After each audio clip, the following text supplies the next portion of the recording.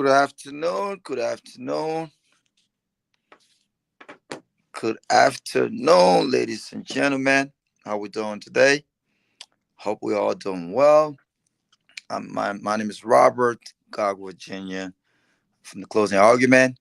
Sorry for the lateness. Um, Most of the guys are traveling. I think some of the guys are in Philadelphia, attending the funeral of the son of Miss Rose. Um, my condolences to her and her family. Um, and some of them would join me later. But let's go ahead and share the link, share the show, um, and let's have a fascinating conversation today. Today is the end of the week. It's Friday. Um, it's the weekend for many of you, and the weekend um, for us over here as well. So let's share the platform. If you can hear me, please give me a thumbs up. If you can hear me, Miss Melvin, Peter White, good evening. I'm here always the first. Well, thanks for being the first. Please share the platform. Um, Mr. Connor, Doris Thompson, thanks for watching. Abraham Connor, thanks for watching. Um, Thank you for following us. Listen, share the platform. Um, the rest of the guys will join later on. Uh, Congratulations on your wedding. Thank you, sir. Appreciate that. Um, yeah, so let's share the show. I'm watching from Morovia, Mr. Prince. Prince Topland, thank you so much for watching us from LIB, the capital city of Morovia. Hope all is well out there. Um, yeah, so let's share the platform. We'll give you a few minutes for the rest of the guys to come on. Um, how we doing today? And I hope that wherever you watch it from, Mr. John Wakova, you're watching from Banga. Oh, I have not been out that way in a minute. Thanks for watching. Thanks for following us. Let's share the platform. Henry Doe is watching from Massachusetts, Boston. I was out that way a few weeks ago. I think probably 2 weeks ago. I was in and out. Michigan. Uh, Arnold Taylor. Uh, hey, watching from Michigan. Okay, that's good. Um, but thanks for watching. Thanks for coming on. And again, we apologize for our tardy. Mr. Moore Freeman, Miss Moore Freeman, I think. Everybody's, some of the guys went to Philadelphia to attend a funeral. So some of them are driving, some are traveling.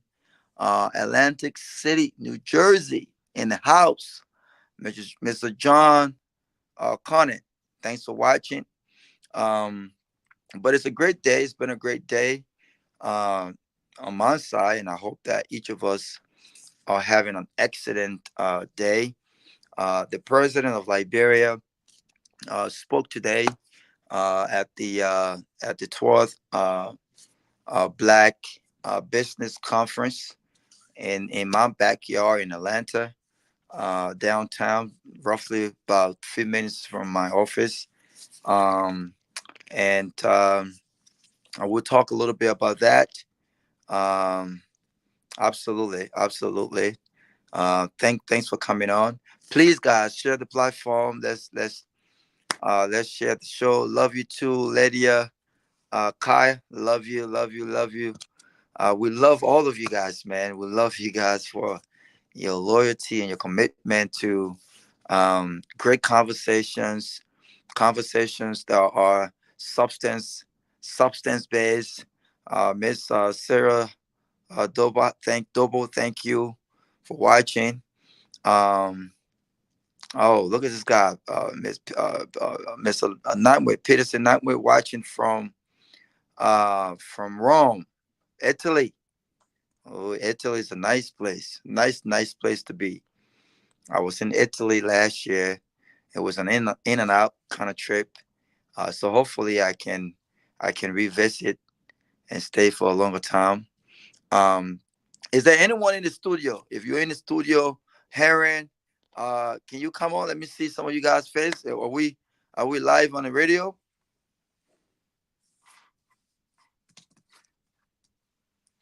If you are in the studio, oh, thank you so much, McDonough. Thank you so much. We're humble. But it's a lot happening. A lot been happening in the country.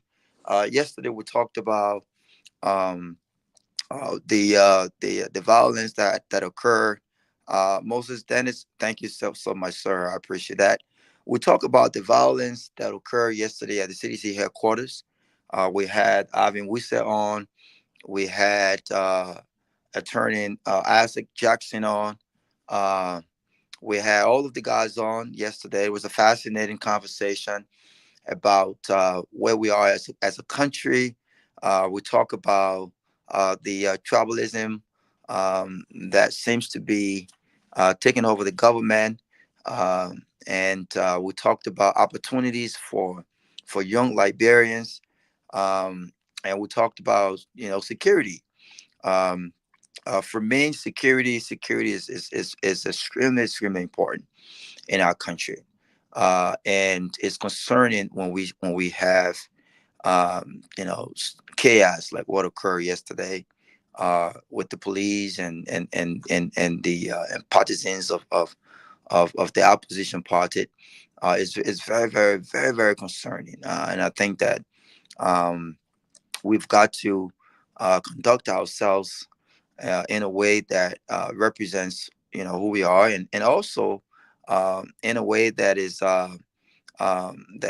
cautious when it comes to the peace of our country.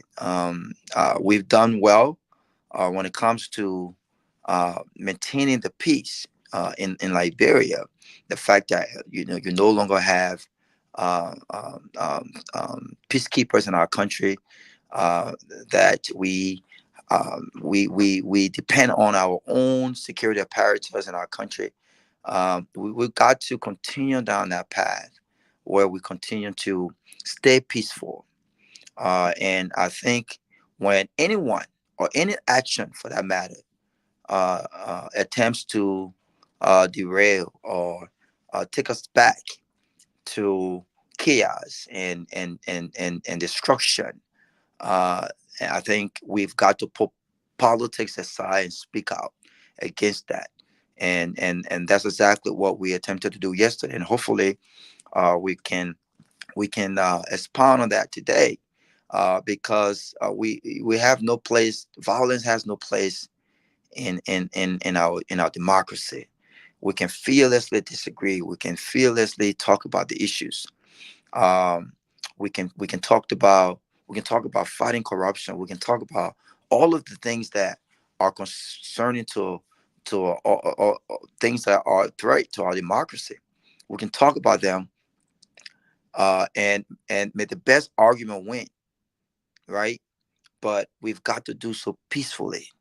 We got to do so within the confines of the law and the Constitution that is protected that protects all Liberians, regardless of your ethnic background and regardless of your political affiliation and regardless of how you sound, regardless of the size of your bank account, regardless of your social status. That Constitution protects all of us. And I think that anyone who attempts to disrupt what we enjoy right now, what we have enjoyed for so long, I think we must stand up and speak up against it. And so, as I said yesterday, I think what happened was wrong. I think what the police did was wrong. If there are allegedly guns in the backyard of the CDC headquarters, then you obtain the liquor permit to legally go and search that and uncover what you think is there, right? You don't go out there and try to antagonize and provoke those guys. They have the right to sleep in the party headquarters as long as they're not bothering no one. That's their business. That's their prerogative, right? That's their vicinity. They pay for that. The government is not paying for that. All right. So we've got to remain peaceful. And to those young men, we got to have a different strategy when it comes to defense. I understand you keep poking uh people, and people will react differently, right? But in the interest of peace, we got to develop a better defense mechanism when it comes to how we respond to the police or police brutality for that matter, and a better way to address these injustices, and what have you. So please, please share the platform. Moses Dennis, thanks for sharing. Ivan Logan, welcome back. Thank you, thank you, thank you. Um,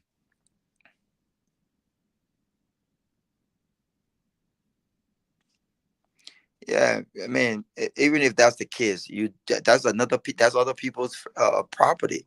You can't just intrude on other people's property. It's okay. Thank you. We are on Hot FM's Hot FM 109.7 and Truth FM as well. So thank you for following.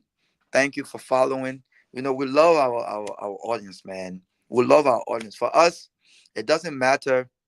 It doesn't matter. Oh, absolutely, Mr. Larry Candidate. Absolutely, sir. Thank you so much. For us, yeah, we don't care about we don't care about views. We don't care about how many people watching us. A lot of times, for me, it's not about quantity, right? It's about quality. The quality of the conversation that we have, the information dissemination. How factual are we? Are we helping to protect the peace, or are we helping to to destroy the peace, right?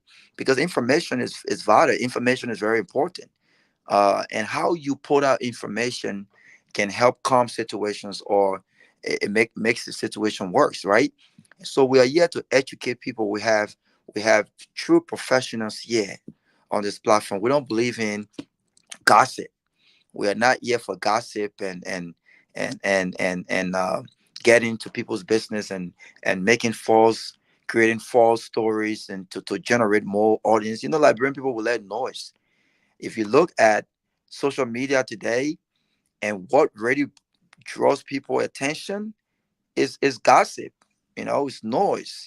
People want to see people talk about people personal lives on social media.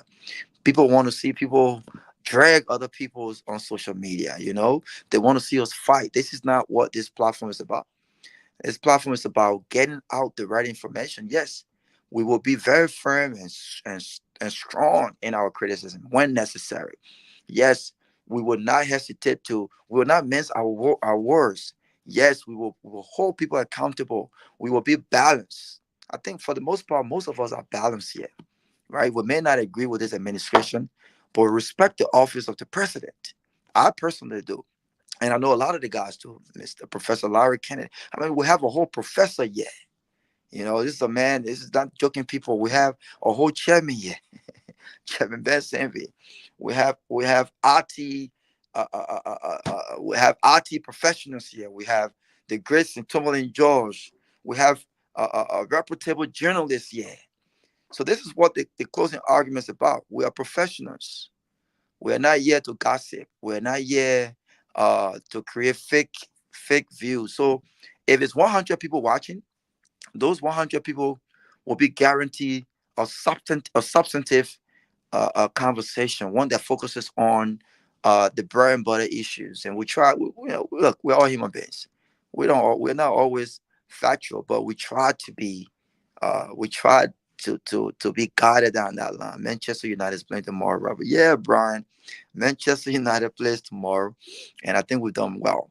But while I wait for the guys, I want us to, I want us to, yeah, we that exactly. We want to be professional with 77, even one view, one view. We want to be professional with one view. It doesn't matter how many views. What matters is what are our audience taking away? What are the information? What can they learn from what we're providing? Right? What can they learn? This is the reason why Fox News has a different audience than CNN. This is the reason why every political party to some extent have their own base, have their own media outlet. In Liberia, the Unity Party, they feel more comfortable as Spoon. You know, that's why sometimes they don't come yet. You know, we that's why people, some of them, they don't come here, right? Because they feel more comfortable as Spoon.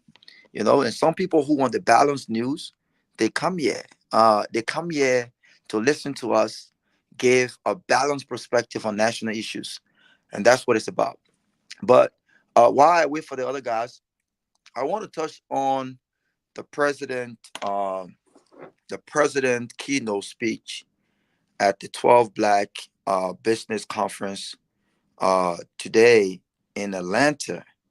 Um, in Atlanta, and many of you who may not know, the president of Liberia, uh, the president of Liberia was here today, and he spoke at the 12 Black conference, a business conference in Atlanta. And I think he's been meeting with a lot of different folks to help bring businesses back home.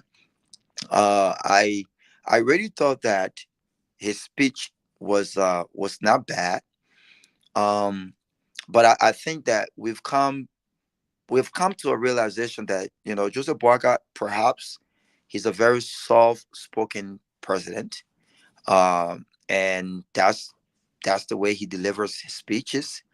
And sometimes it's not about how powerful your speech is; it's mostly about the substance of it. But I thought that it lacked the both.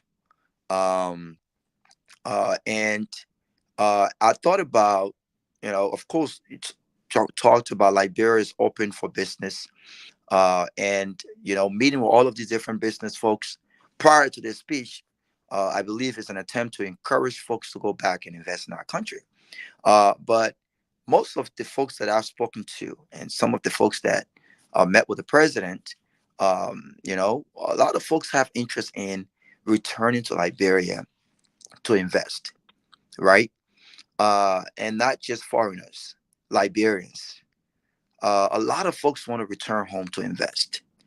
But the major question that comes to mind is is is is our investors' interest protected in our country? And should they not be worried about a potential loss of investment? And I think that's a valid question. That's a valid concern. And and have the government, or do the government have any kind of strategy when it comes to answering that question? Have they formulated a really well-rounded answer that people cannot just hear, but they can see when they look at the country that they are investing in, right?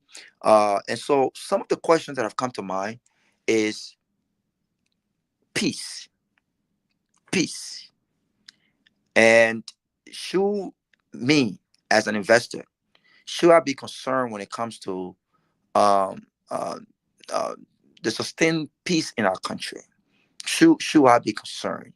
The possibility of uh, um, any chaos erupting, right?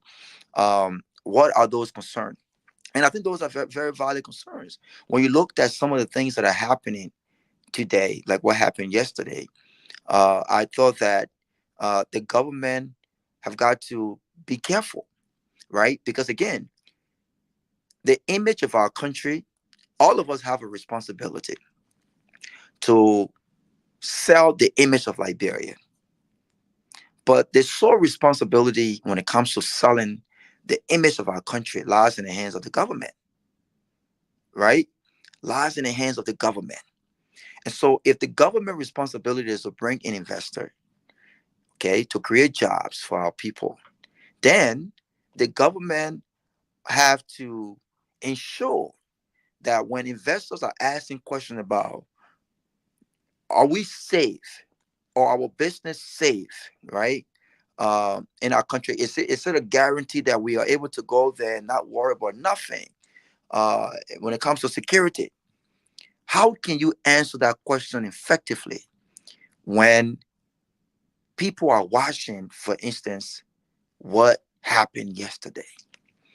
And so, if I was an investor, right, looking at what happened yesterday, just watching the videos and hearing about a young man losing his life because of that, how can you reassure me that I can go to Liberia and invest $1 million in any business for that matter? How can you reassure me that? How can you reassure Liberians who are not interested in the politics of the day? There are many Liberians here that are not interested in the politics. I know a lot of folks that are not interested in the politics. A friend of mine went to Ghana and in Ghana, invested in Ghana, bought a house in Ghana and put that house on the market, renovated the house, spent a lot of money, renovated the house and put the house on the market as a vacation home. There are Liberians who are investing in units, in apartment units, costing $200,000, $300,000, and putting them on Airbnb. How do we have those folks go to Liberia and investing in Liberia? And people might ask, why are they leaving that country to go away to that neighboring country to invest? Why are they doing that? The question is because Ghana is providing for them the security, the comfort, and the reassurance that they can do business smoothly in Ghana, and the reassurance that they can get a return on their investment. And so when it comes to investing, people don't really look at just my country, my country. It's a patriotic thing to say, look, I want to do something in my country. I want to invest in my country. I want to do business in my country. But as a businessman and businesswoman, you also have got to think about, I don't want to just throw money out there like that. I don't want to just waste my money. I want an environment where I can invest, I can give back, I can hire my own people, but I can also, in the next year or two, open another branch of my business. Ghana and other neighboring countries in the region is providing that environment, that conducive and peaceful work environment where you can go and you can do businesses, where you don't have to bribe them near everybody before you get to the main person. Ghana is providing that. Kenya is providing that. Even our neighboring Ivory Coast is providing that. They're providing security in a sense where you can move and roam around at 3 o'clock in the morning. There are street lights all over the place, right? You can order through mobile apps, and people can bring your food just like you can order Uber Eats here, right? 2 o'clock in the morning doesn't really matter. Are we providing these kinds of environments in our country when it comes to folks who might have serious concerns about investing in Liberia? So when I listened to the president's speech at the Black Business in Atlanta, I thought that the speech lacked a lot of energy. I did not. You can barely hear the president, even if it was some substance in it. You can better hear the president. But how do you effectively make the argument that Liberia is open for business without properly reassuring investors that they have an environment where they can make money? They have an environment where their investment, they can have some return on investment. They have an environment where that Liberians are equipped enough to work and take advantage of those opportunities that are being brought back home. And I think that that's something that we have to address as a country, not only to foreign investors, but to Liberians themselves who have the funds, who wants to invest, but have serious concerns about investing in our country. We have a lot of work to do, and and and this work cannot be just done by the government, right? It can't just be the government, but the government have got to start, which is why it is very paramount that when the government makes decision when it comes to how to engage citizens, especially when it's involved political opponents. The government have got to pick its battle. When you are speaking at a business forum like that, and on the eve of that business forum, investors are at the hotels, and you know what? These people are not just speaking to. They don't think that they don't know the country. I don't know any investor who wants to invest or who may have any interest in investing. Before these guys speak to the president, before you invite them in the room to sit with the president or talk with the president, they do that due diligence. They do that due diligence. It's just like when I'm coming for an interview. When I'm coming for an interview and I don't know the general manager and I don't know the director of operations, I research them. I don't know the director of human resource. These are the folks that you talk to when you are coming for an interview, or the owners for that matter. When you're coming for an interview and for a higher position, right? You do your due diligence and you learn about these people, their careers, right? You learn about the hotel, the establishment, what are their values, and how does they align with your values, right? And it helps you make your case as to why you are the best fit to get that job. You don't just walk into an interview and don't know the company and what they stand for, what their values and what is something that interests you the most about them. And so these business folks, they do that due diligence. They learn about the country. They go on YouTube. They go to the news media, the recent news on Liberia. And I can guarantee you, while you were speaking to these investors yesterday and before the speech today, they're looking online. They're looking online to see what's happening. And imagine me as an investor who's never been to Liberia before, who don't understand the mindset of Liberians and don't know what I'm walking into, with a history of over 14 years of civil war and chaos. Watching that, the first thing I'm thinking about, have they actually moved past that stage of destruction where thousands of people were killed senselessly? Have they moved past that stage? Have they put in place the proper mechanism for rehabilitation and reintegration of ex-combatants? Or do you still have loose cannons folks out there? People talked about how many men and young folks are ready on standby just in case something happened, and how easily it would take for these guys to really go out there. Easy. And can you imagine these young men don't have no jobs? They don't have nothing to do. They're so less busy. Why you think they're sleeping at CDC headquarters? Why? You think if these young men had jobs, they will not be home resting and trying to prep themselves for work? So we got the government have to be smart. The government have to be smart. Miss Pay. The rest of the guys will come on. The rest of the guys will come on. Most of them went to Pennsylvania for a funeral. You know, the closing argument. A lot of these guys are humanitarian.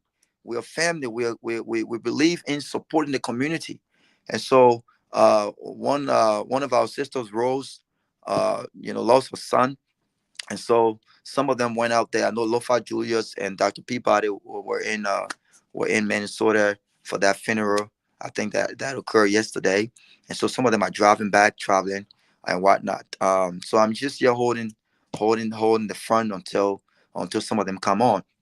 Um, but but just to go back, we have the government have to make sure that they are leading the front when it comes to maintaining the peace in Liberia, because it will hurt the government case internationally when they talked about Liberia is open for business.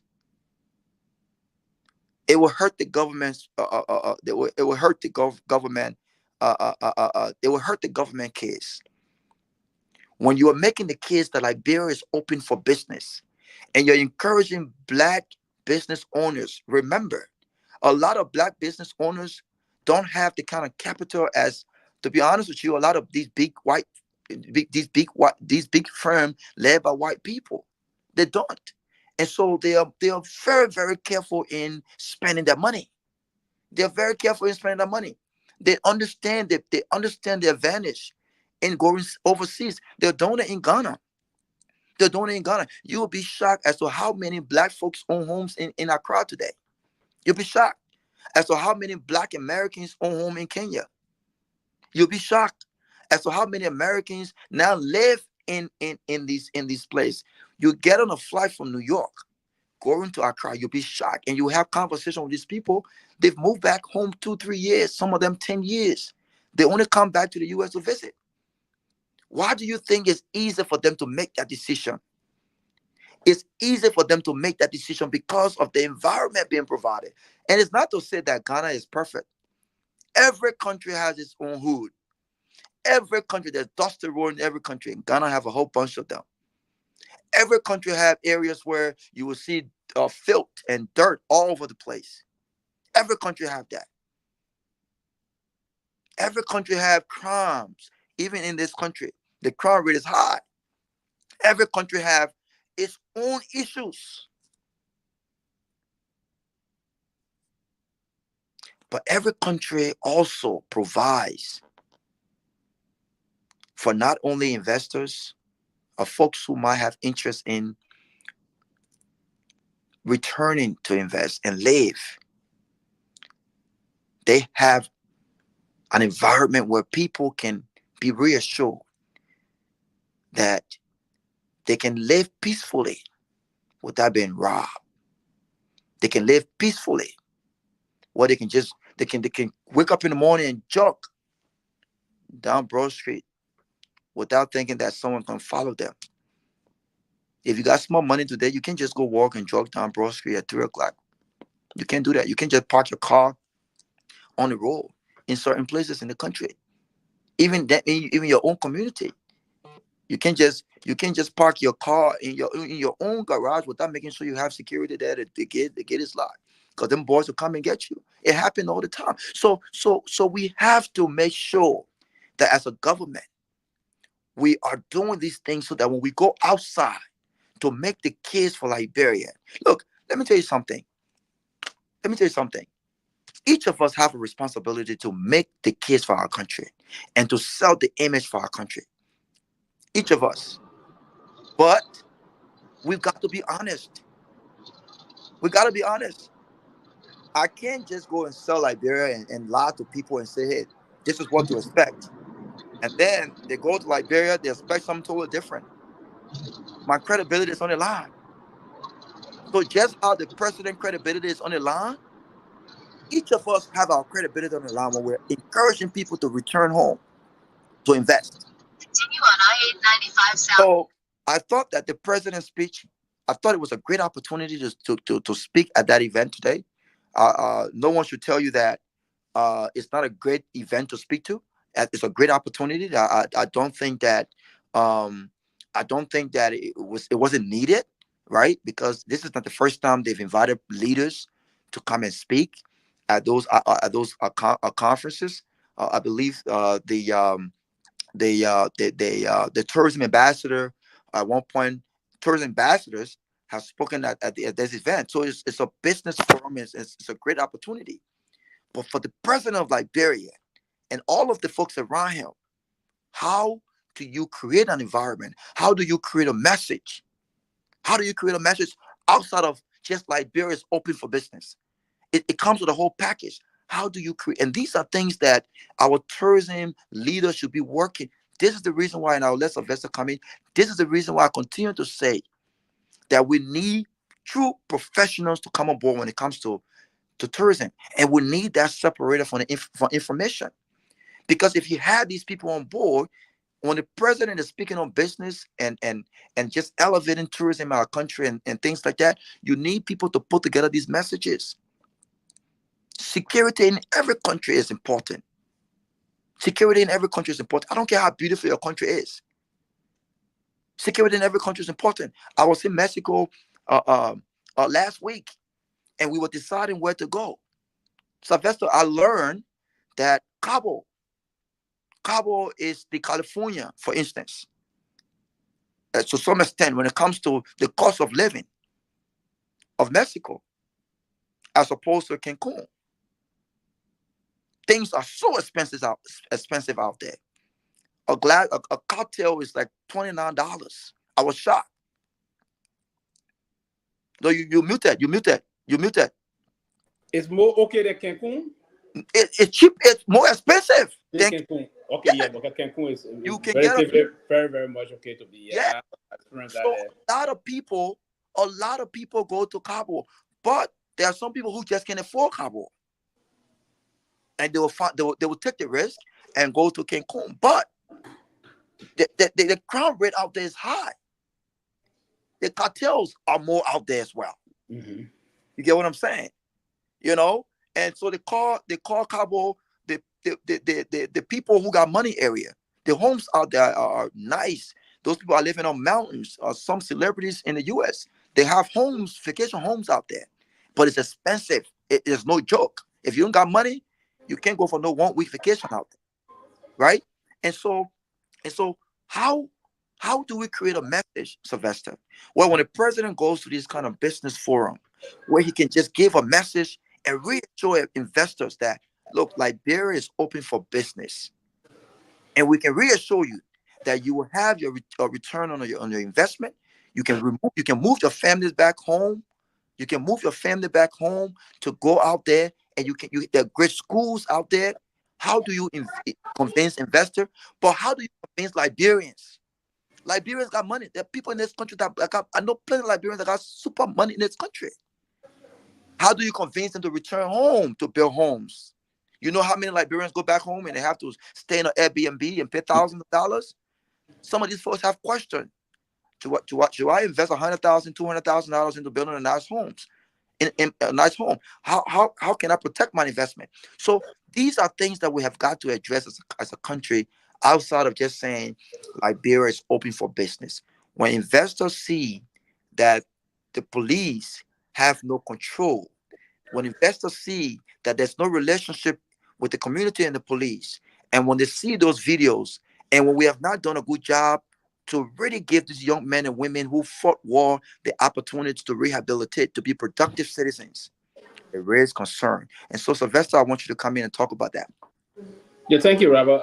I think you just struck it out into your just inner monologue. Our father before I could join, and that's the point. Every democracy we have, every society, every country, and that's one of the major things other countries will push for. The first and foremost thing we will have to have in our country to make the country open the country for investors to come in is security. We have very paramount and key on the issue of security.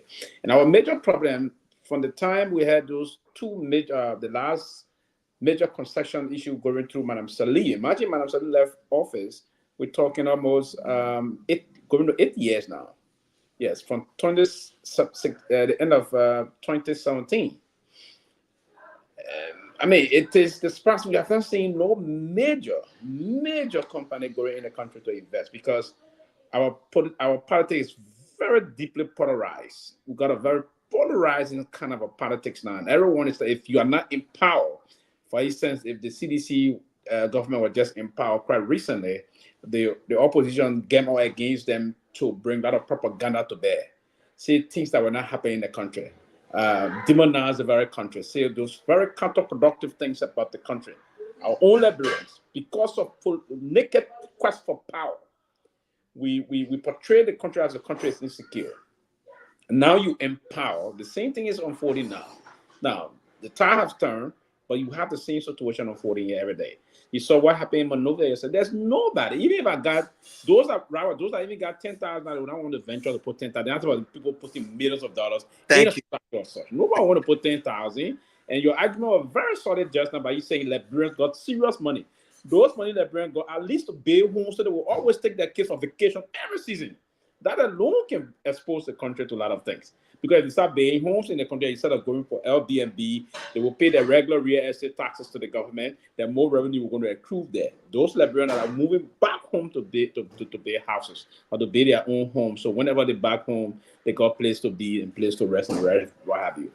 They're going to be thinking that if I went home, for instance, where do I go for entertainment when I'm going back home? I won't be attacked on the way back by armed robbers, by very security people that I cannot trust the police. If I'm attacked, who's going to rescue me? All those things will come to bear. It is important that the government focus more or less on. Now, our problem back about bringing in investor, attracting investor, is that we got a very messy security system in the country. We're not God blessing our country on a serious note. On a more serious note, there's nothing put in place to say we're going to put in the. For instance, drive in the middle of Accra. You just went to Accra recent time. You see the strategic area where you see security presence in Accra, Ghana. The same thing. Now you will say there's a military government in Guinea-Conakry, but try that in Conakry. Strategically, you see this guy, what they call the Beetle with the red beret and the rest of it, with the major SUV security vehicles mounted in different parts, and these are very huge cities. Accra is huge. Conakry is very huge.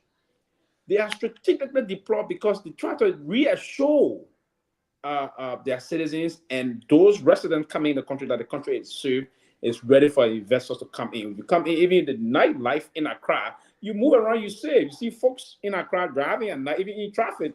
They will hold their phone, play with it, calling. You don't try that in Monrovia. You don't try that, Robert. I know you don't go to Monrovia, hold phone this way in your hand in a traffic in a vehicle. You don't do that. Our females counterpart winning even use that jewelry they will have, expensive one, to say you want to mount that on you. Someone from a motorball or running motorball will just come and smash it from your neck. Sometimes you can almost kill some of those females from those things. It's bad. So how do we go about seizing those things to improve the country? And listen, if we cannot improve security, well, everything we will say every day on this thing, we cannot improve security in that country. There's going to be a serious problem, but no investor is going to go, and no investor going in our country, nothing going to change. Absolutely nothing going to change. They're going to be running through this cycle and what have you. So what I want for the new government to do, if President Walker is ready to move the country, he will have to focus first and foremost on the issue about recruiting more security. Now, there's this news that the Liberian Immigration Service is trying to recruit some officers. They say they need about 500 persons. We hear information that close to 10,000 already have applied for this job. P, we continue. I'll be right back. Yes. So close to 5,000 basically apply for this job. How do we go about recruiting just 500 individuals? Then we have that amount. No, it's good to create the jobs, but we have to be strategic as to how we want to go about this. Back to the issue of the security process. It's very important because if, Mr. President, if your administration deploy or pay key attention to security, what it's going to do for the country is they're going to help expose the country for other folks to understand that the country is safe, and investors are going to be now more reliably informed and will build some level of confidence in the administration to push in their millions of dollars and deploy their personnel to come and do the job. And that we're going to bring a lot of job creation to the country. It's going to raise the issue of a revenue generation. The country is going to get a lot of money to invest in other strategic areas. We already got some problem on our infrastructure process. The process about building roads and security and the rest of that. So yes, to hire these young people is very important. We need these people to go in the area, these competent high school graduates or college product, if you will, to enter the Liberian Immigration Service. We need those people because the Immigration Service is not just another parasecurity institution that you go. You need to have some level of knowledge. You need to be knowledgeable of certain situations because you're dealing with documentation processing and the rest of that. Right, so those that will be deployed in our immigration trial, very borders, lines, and what have you. Remember, the country this is a country of 43,000 square miles. We have a very porous border. Most of our border we cannot be mended by our men deployed. So our border are very porous. How do we go about putting into place a strategic process about doing major recruitment in the immigration service? It's by doing a strategic process. Put a line of that. If you need around 5, you can do the line around there. But we need to focus again. That's part of the process. There was a time I engaged personally some folks that came from Botswana coming to Liberia. The person at the time called me. So, so Pee Wee, we know very well you guys are with the foreign ministry. Why we will notice that at the level of the immigration, we have a lot of folks deployed at the airport that normally arrives most of our guys when they didn't even know that we're special guests of the government. So we have to place some cost. So you need the deployment process on 49 in the immigration service. You need to build the professional immigration and strategically pay them so that because they are the face of the country. If people they have the first contact, first line of contact, you engage those people. So you got professionalism is there, the level of competence is there, then that level of joy where the level of because you need to incentivize them. The level of incentive you provide for them will encourage them to perform very adequately. So these are things I'm saying. It's good that we hire, but we need to go back to the threshold as to what's the intent of hiring these people, and we shouldn't now. Is it are they paying money for application fees that you need 500 persons and you pushing towards having almost 10,000 individuals? What's the intent of that? I mean, if you need 500 persons, you can catch around 1,000 persons, and you Right. do an evaluation between 1,000 persons to find the competent one. I mean, the 50% of the rest will go, and you take the 500. Why you need 500 individuals and you're taking 10,000 persons? I don't Yeah. understand how we going about it. So, Rawa, there are a lot of things we need to do, but it is very key that we put some serious attention on national security in the country. That's going to help the country move forward. That's going to build confidence in investors to put more money. Those are already in the country. The few investors we have, it will put more confidence in them to put more money in the system, and we encourage more other new investors to come to the country. Yeah, that's awesome. I enjoyed that you said that. I mean, yeah, I was in Ghana recently, and every time, and I trust me, I love being back home. I've been back home since 2009 when I first graduated college. I went back home, and we've done a lot of work there, and I just love being back with our people, family members, and friends, and it's always good to be back. But every time you're in Liberia, it's almost like you enjoy being there. You enjoy being with friends and family members. But I was telling a friend of mine, when people take vacations back home, the things that they see back in Liberia are not the same things you see in other countries in the same region. Like in Liberia, there's not been a time where I got to the airport, and by the time I left the airport and got home, I've already spent over $250 or $300. It's a guarantee, and you're not even spending that money on you, right? It's just a lot of people are at the airport that are not working, Mm-hmm. right? More people are there to hustle and beg as opposed to being there working. And I like to look at Ghana because Ghana is not has it's not where they themselves want to be, but you can see the progress being made. You can see the progress being made. People there, young men and women, people are outside. Don't get me wrong, but when you walked outside, you see people asking, "Oh, you need taxi, or you need that, you need this, you need that, or you need SIM card, you need that." People are out there receiving family members and doing different things. But in Liberia, it's different. There are more people who are there just to hustle than people who are there actually working employed, Mm-hmm. right? You look at entertainment. Some of us we would love to work, we work hard, but we love to have fun. You look at entertainment, we're very limited on entertainment to the point where sometimes you go, if you're in Morovia, there are only few places you go every day. If it's not this Calabash, then it's another place that you have to go. If it's not that place, if you want to go have a really nice dinner, if you're not going to some, local spot, then you have to go to Royal or you have to go to Bolivar.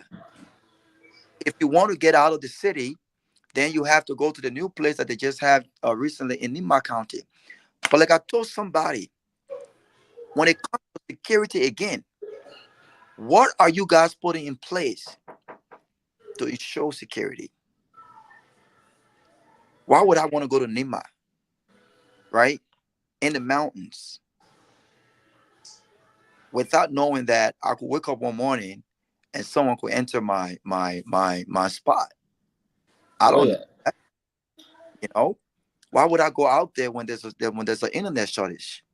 But I can't even get in contact with certain members outside of Monrovia or abroad, right? So there's a lot of different challenges that we have to go through, that we are going through in our country, that we have to address. But the question here is, why has this thing not been addressed? Not just from this government perspective, but throughout our different leadership. Why are we not prioritizing these issues? We know what the issues are. Why are we not prioritizing them to address them little by little? Um, I think it's intentional somehow because we understand the problem. We know the problem, and we believe that with the I don't think that the country is suffering from this process I would call manpower issue. No, we do have very competent individual, but I think we need to build much of the coverage to begin the process of know what we want and be hell bent on what we want and see that we have those things implemented. It's unfortunate that we will get into a system that we cannot see the country move through and wanting to say, hey, this is what we want to. For instance, look at this waterfall they have, Patawi waterfall. It's a very strategic area there.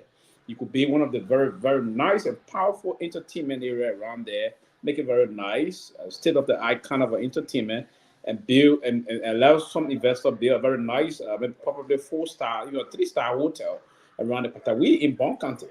You're going to see a lot of folks pulling out, and you do a very wonderful advertisement to the process there, and you're going to see you put it on the internet, and folks from outside of Liberia are going to pull into that country to because that's a very natural waterfall. It's very natural. It's not an artificial process there.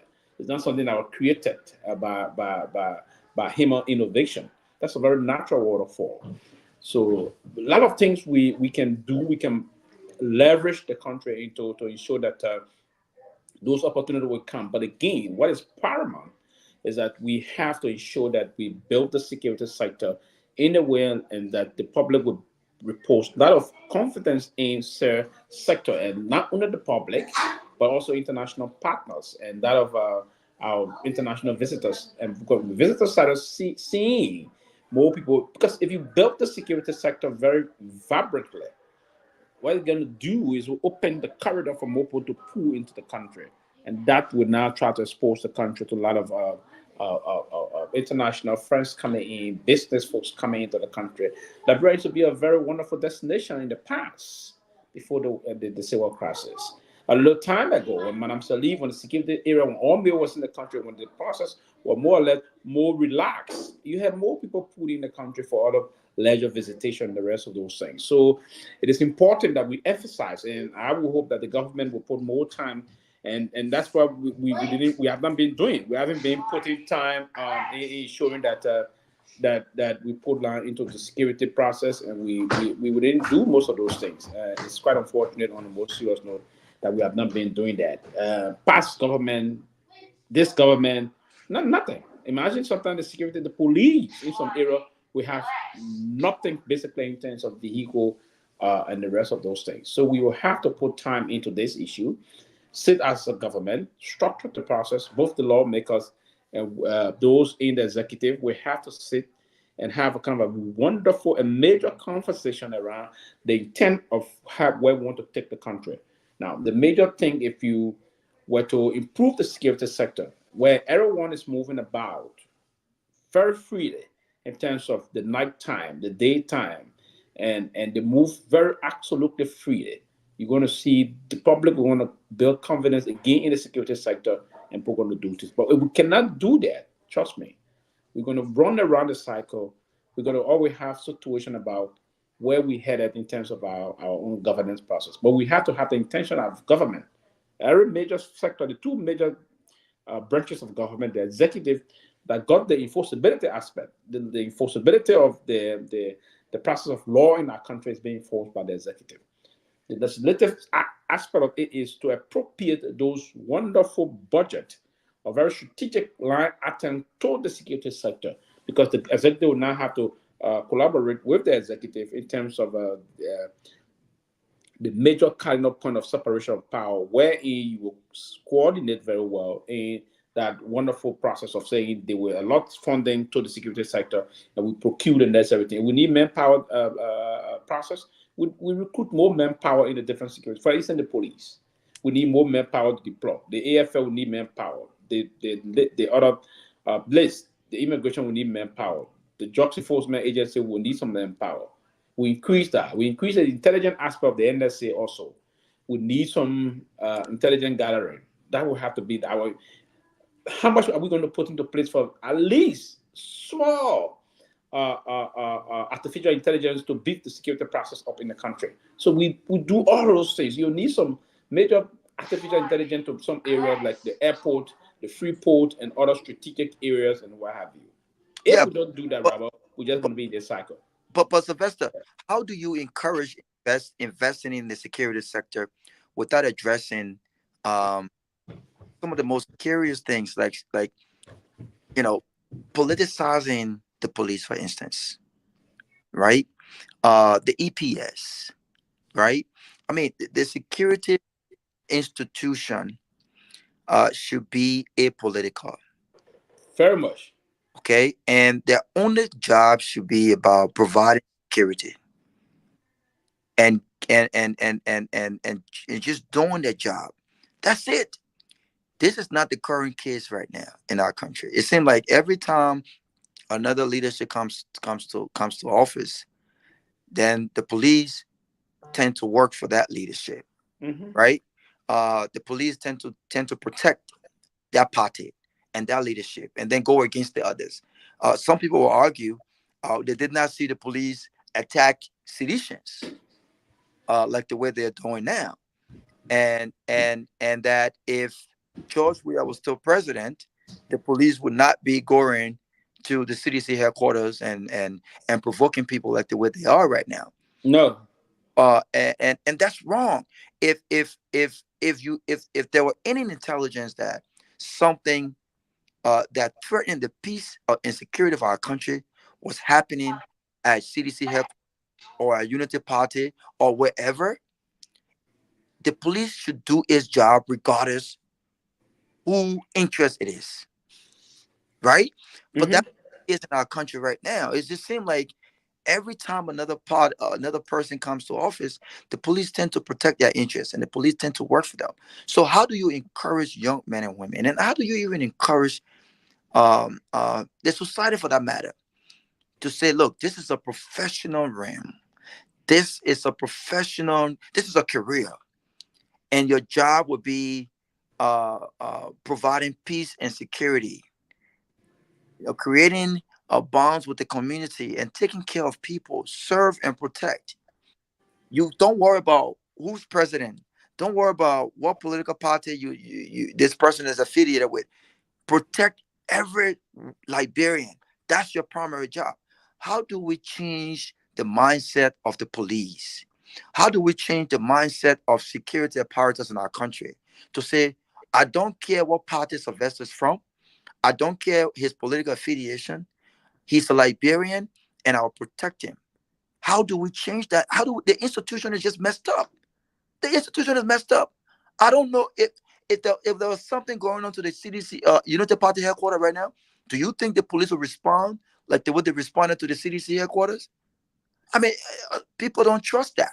So how do we change that mindset to encourage people who don't care about the politics? They focus more on they're more career driven, who care about the true profession. They don't care about the politics. How do we change that mindset to encourage more people in those directions? And welcome to the chairman. Yeah, Chairman, welcome. Yeah, quickly before he it's to be very honest here, and Chairman Ben will know this, and some of us we accuse the little Chairman Ben of not following their own political institution before, not being very more or less being institutional driven political institution. It starts from our own political parties, if you will. Then we'll bring that back to the national governance system in the country. Let me be very honest. Every government will fall short of that. Every government in recent time in our country, every government, Robert, on the most serious note, every government, to the extent people were jokingly saying the last campaign, you saw that I don't know it was out of, and I wanted those I even defended that, so probably were out of anxiety that happened. You saw some of the EPS even worried. So now you will see security people wearing party materials of a political institution, right? So what we need to do in the country is first and foremost, it's going to be very clear. We need to institutionalize the process of governance in the country. We need to institutionalize that process and also ensure that we implement the policy when it comes to those things. If we don't do that, we're going to be in the same cycle time to time. It's unfortunate, but we'll have to do these things so that the country will move on. Because if we cannot do this, it's going to be a problem here. Now, where in the world you will see if a political institution were to come into this, they change almost everybody and try to change that and shift the process up. The security should be a professional institution. For instance, if we were to push that to be personal, no liberal person will come and want to be thinking about doing this, doing that. We agree sometimes you shape the head of the police. We agree. But most of the other strategic aspect of the police or other area or the EPS will be intact. But you bring people every day, to the extent that no one will respect the rule of engagement, and everybody want to be doing this thing like they're bringing their own person in. So it's a difficult situation the country is in now, very between the hard rock and the high ground. So how can we pivot from that? It's one of the strategic where people will have to think. We bring people that will have to be strategic in planning and implementing those decisions to move our country forward, and that we're going to be in this process. Because, yeah, security people will move on the side. If they've got interest, they will turn it up. Now that the tide have turned, they're going to be heavy on the opposition. That's what they're going to do and protect all rooming establishment and functions. And it is uncalled for. It is counterproductive, and we have to change and shift from that process and move to real governance. Or in that, we headed for a serious problem.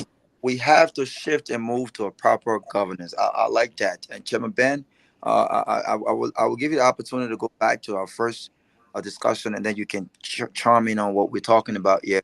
But the president spoke today as a keynote speaker at the 12th Black Business Forum conference, and he said that Liberia is open for business. Chairman Ben, is Liberia open for business? Well, thank you, Robert, and thank you for holding the fort. I know everybody's busy. I thought there was a fascinating conversation. I've been listening. I've been submitting my reports. I've been listening, and I felt this was actually. I think this is probably one of the best shows that we probably are going to be having. No too much noise, no too much interrupting everybody. So I hope the rest of the people just stay where they are. Lofa, please don't come on. Nobody, please come on. Me, Robert, and people will just had a show today. Yeah, all of y'all stay away because we want no argument. Yeah, but no, I'm just joking. Listen, in fascinating conversation, Robert. The discussion we're having here has to do with the issue of mindset. For me, I think it goes back to us understanding where we come from as a nation. We got to also understand, Robert, that we are reaping what we sowed. Nothing happens in a country's lifespan or in a country's in the happenings of the country, right? Nothing just happened. These things are not magical. The ills that we see in our society today, they just didn't show up. They are the reaction or the response or the direct reflection of something of a foundational structure that we've laid for our country. So whether it comes to the issue of investment or open for business, you don't even have, look, we're very friendly people. We're hospitable people. Liberians, I believe Liberia has the best food in the world. I think we undersell our country, but key and the key component to this thing is, are we trained in customer service? Are we or what? And I'm speaking your language because this is your expertise, right? This is what you do. You work for one of the biggest brands in the world. You are not just, and you worked your way up. It's like if you were doing an analysis, right, a SWOT analysis on where to build the next Marriott hotel in Africa, will Liberia be the top of your list? If that answer is no, we have a problem. You know why? And the reason I'm saying that because Robert, you are the chief executive officer of the Marriott Group, and you are a Liberian. You were born and raised in Liberia. right? You've worked your way from the bottom to the top. But because you are born and raised in Liberia and you work your way from the bottom to the top, Robert, you are accountable to shareholders. This is not a situation where you can say, oh, you know what, you're feeling sorry for my countrymen in Liberia. I gotta go put one Maria there. No, you can't, my friend, because you have to do your SWOT analysis. You have to do all of the different things that you have to go through to see, is this going to be a profitable venture? Because if you don't do those things and you go and build a Marriott in Liberia, they'll fire you. You will lose your job. So there are a couple of things that this country of ours, we need to get serious. And it's never late to do the right thing. It's never late, right? We may be far behind other nations that are behind. But guess what? We must begin the process to start to do the right thing. It starts with leadership. It starts with selling the country. It starts with changing the mindset of our people. It starts with us, disassociating and disabusing our minds of that laissez-faire attitude that we have, right? That attitude of, oh, yeah, okay, that. And like I always like to say something. I say, when you talk to many Liberians, they believe that there's something called the right way, the wrong way, and the Liberian way. News flash. There's nothing called the Liberian way.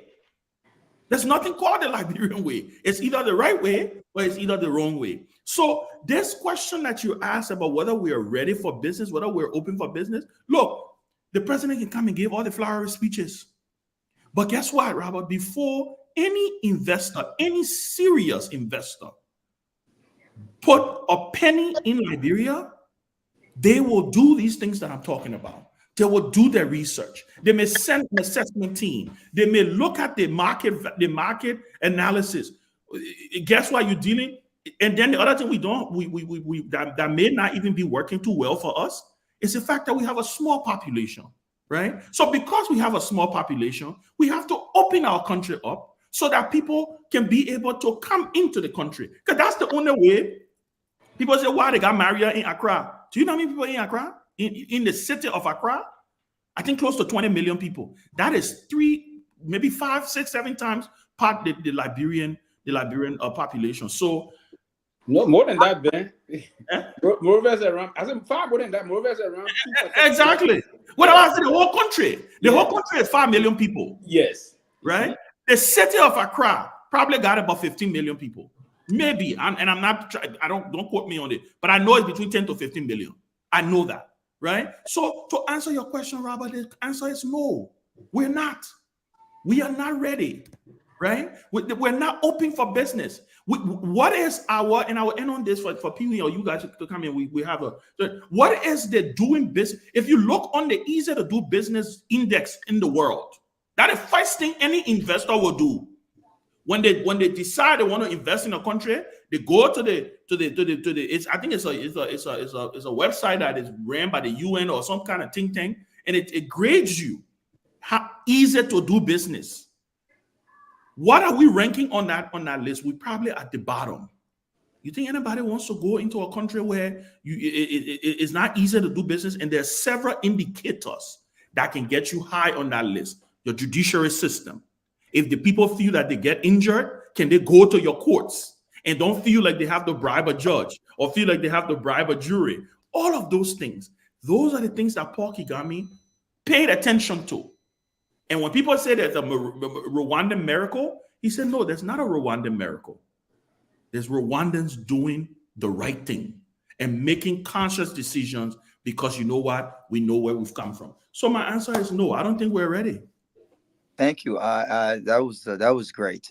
Listen, we have a long way to go, and for those who have not traveled, when you travel, and the thing about it is, most of our leaders have had the opportunity to travel across the world, and so they understand what customer service is.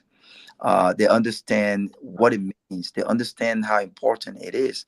I went to Royal the other day, and I asked one of the bartenders. I asked the host. I said, "Do you know what the 15-5 rule is?" And she said, "Excuse me." I said, "You never heard about the 15-5 rules?" She said, "No, Fambo, I've never heard of the 15-5 rules." I said, "How did you become a hostess?" And she said, "Well, I just applied for the job." And I spoke with one of the managers and I said, "I've always heard that the Guar is a 5-star hotel. Now, I don't understand how you guys got your grading to be a 5-star hotel, but do you understand? Do you know what the 15-5 rule is?" And I was shocked. The manager is a European, and this guy also did not know what the 15-5 rule is, Ben Sanvee. And we left that conversation alone. And I introduced myself and I said, "Look, I work in the industry, and I have a working company that I'm working on. This is something that I really want to do in Liberia. I want to invest in the tourism and the customer service in Central Liberia. I want to be the guy where you come to us and we will train your entry and upper management.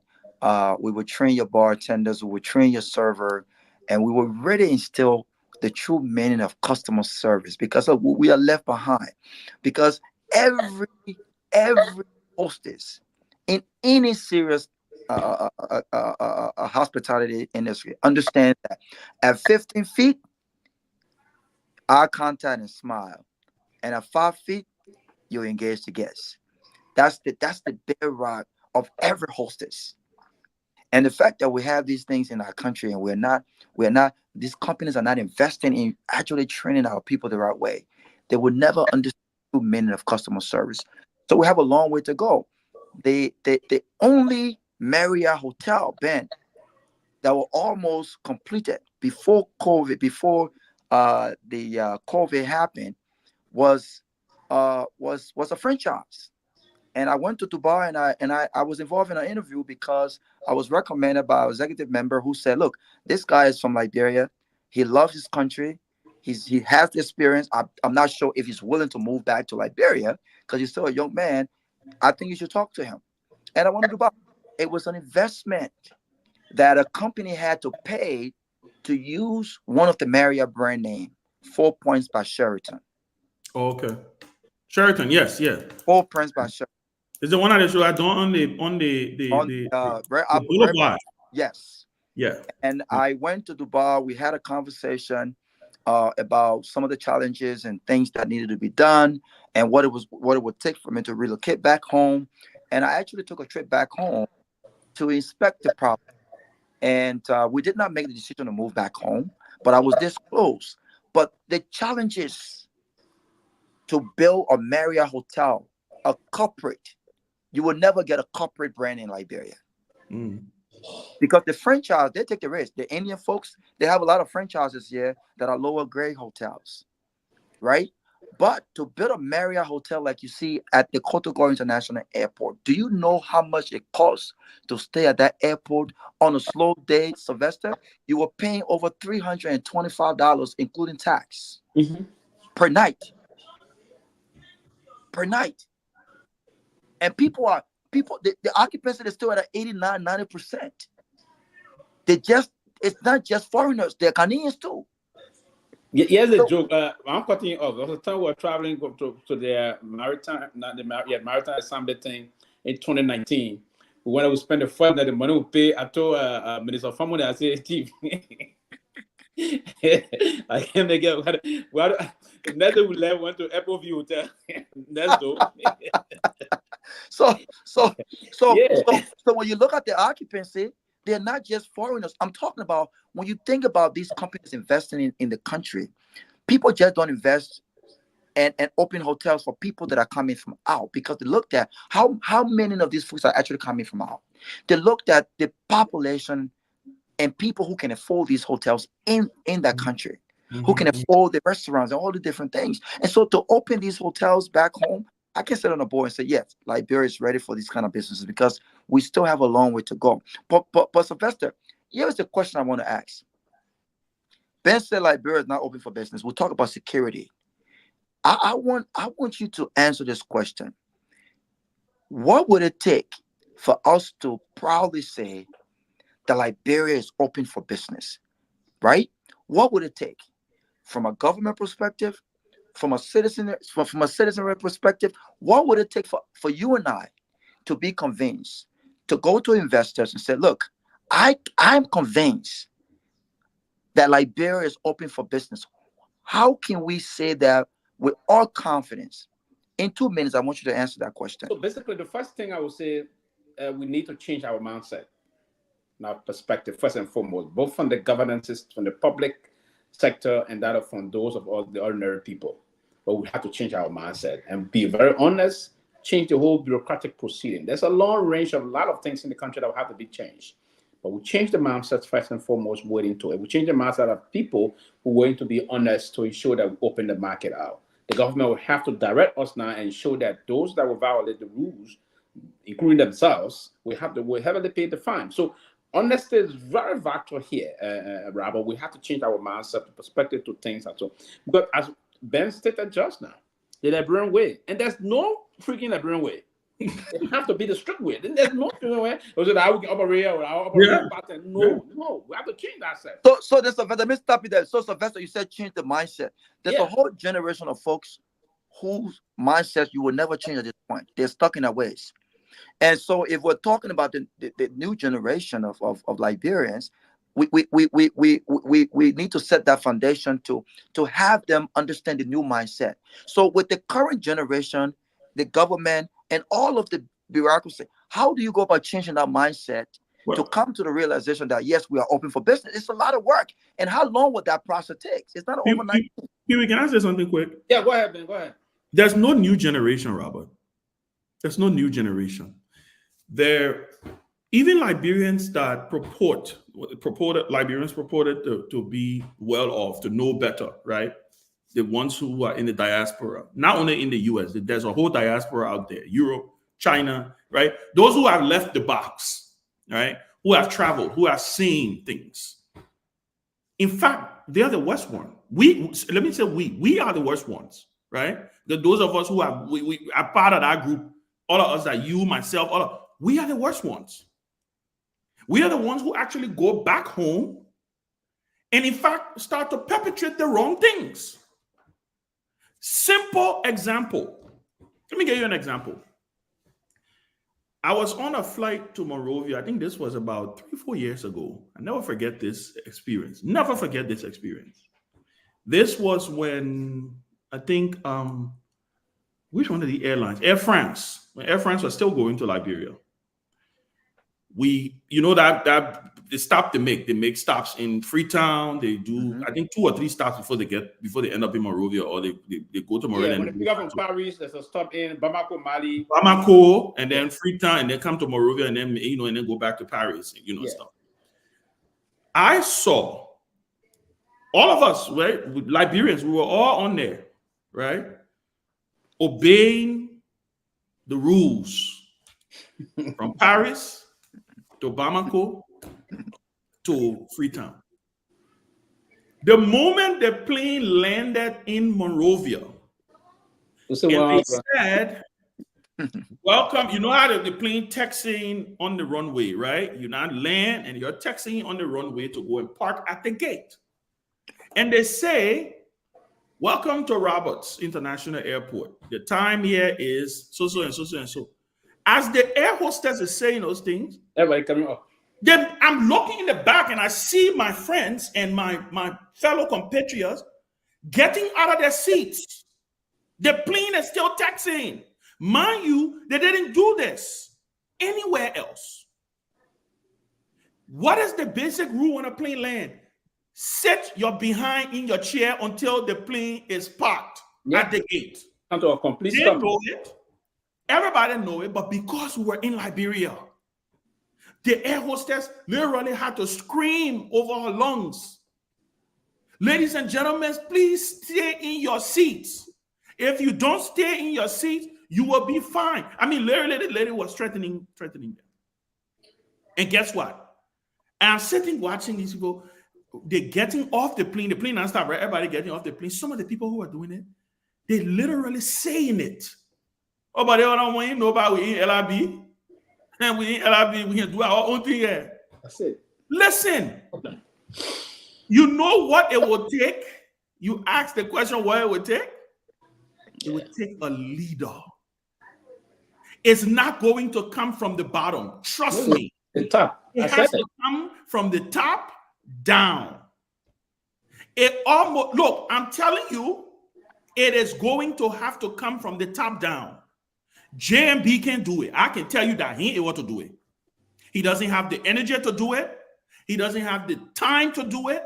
His presidency, if he even attempt to start to do anything like that, his presidency will crumble. Then the only person that can do that in our country is the person that got the kind of a spirit that Charles will have. So that's what I'm saying. You need a leader. Can do it, you need a leader. You need kind of like a Kigami-esque leader, right? Who read the Riot Act to the country. And guess what, though? I will go this far to say they will respond to that leader.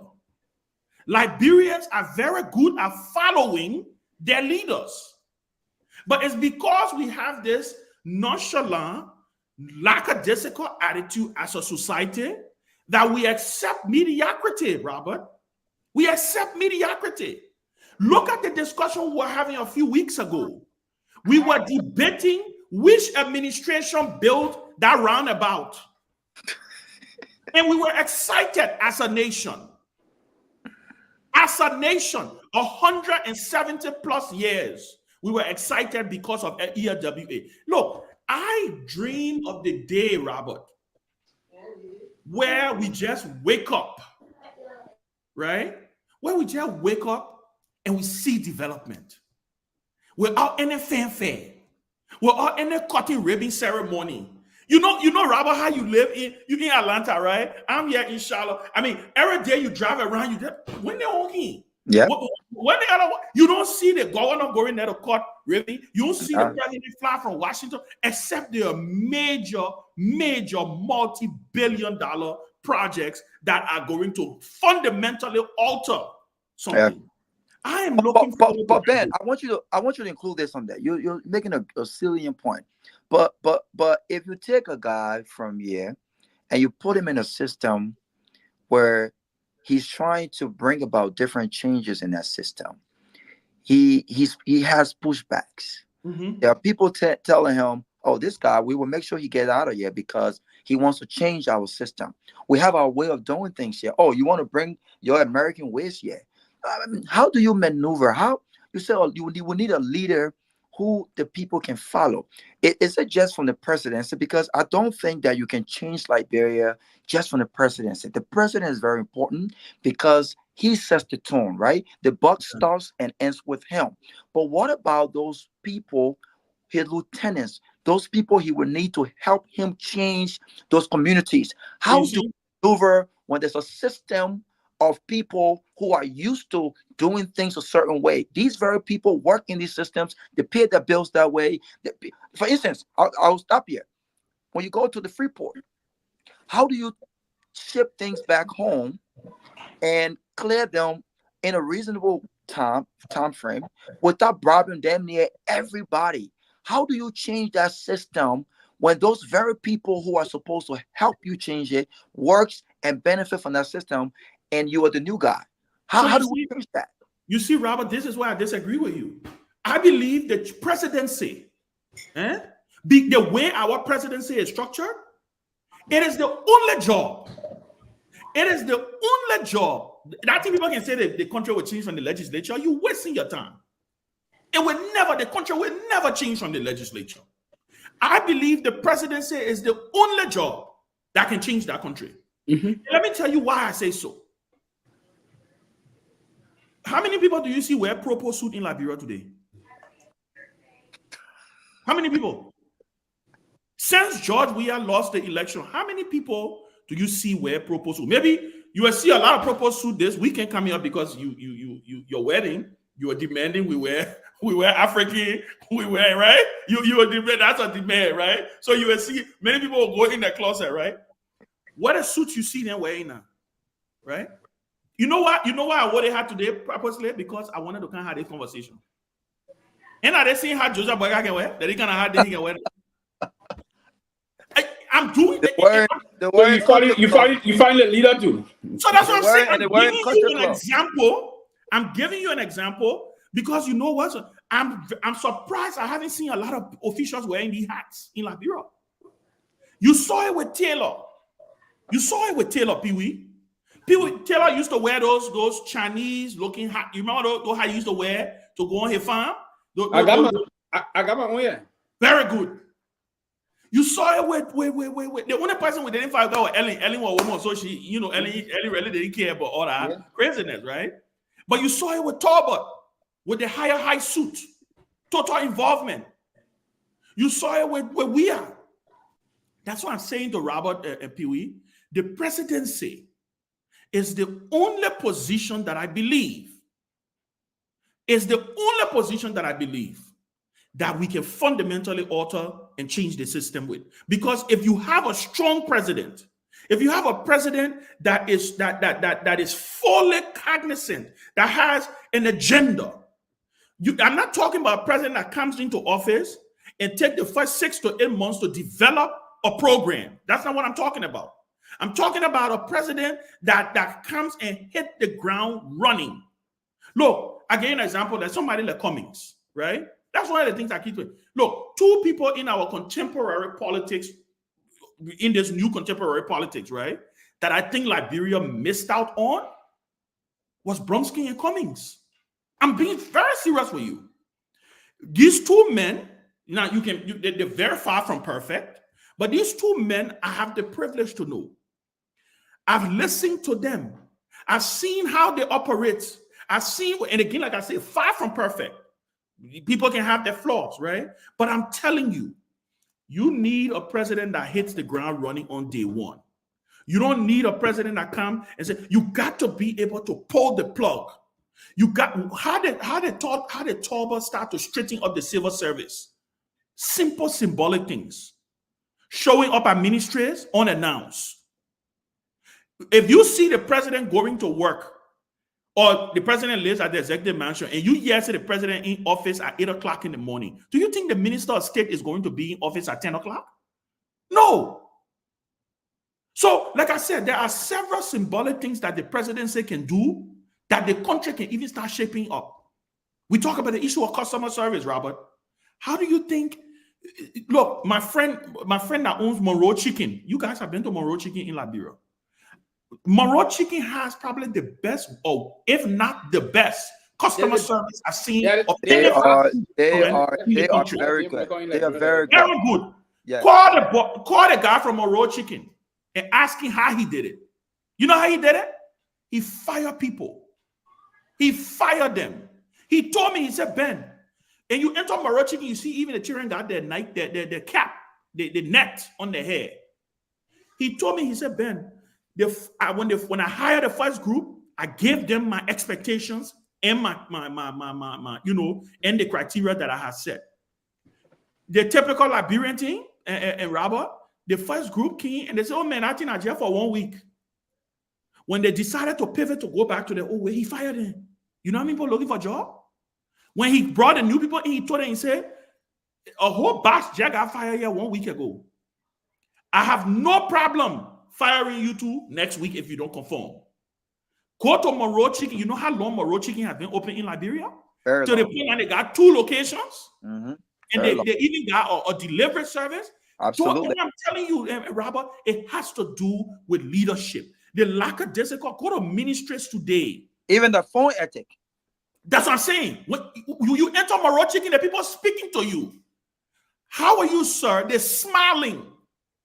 They're not, you know how many other children coming from West Point or from places where they didn't even know where they're, but they're not bringing the problem to the job. Just in this country, you know how much stress we got in the country, but do you go to your job and carry your problem there?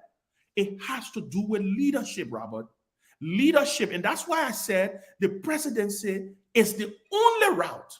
Until we get a president in that country,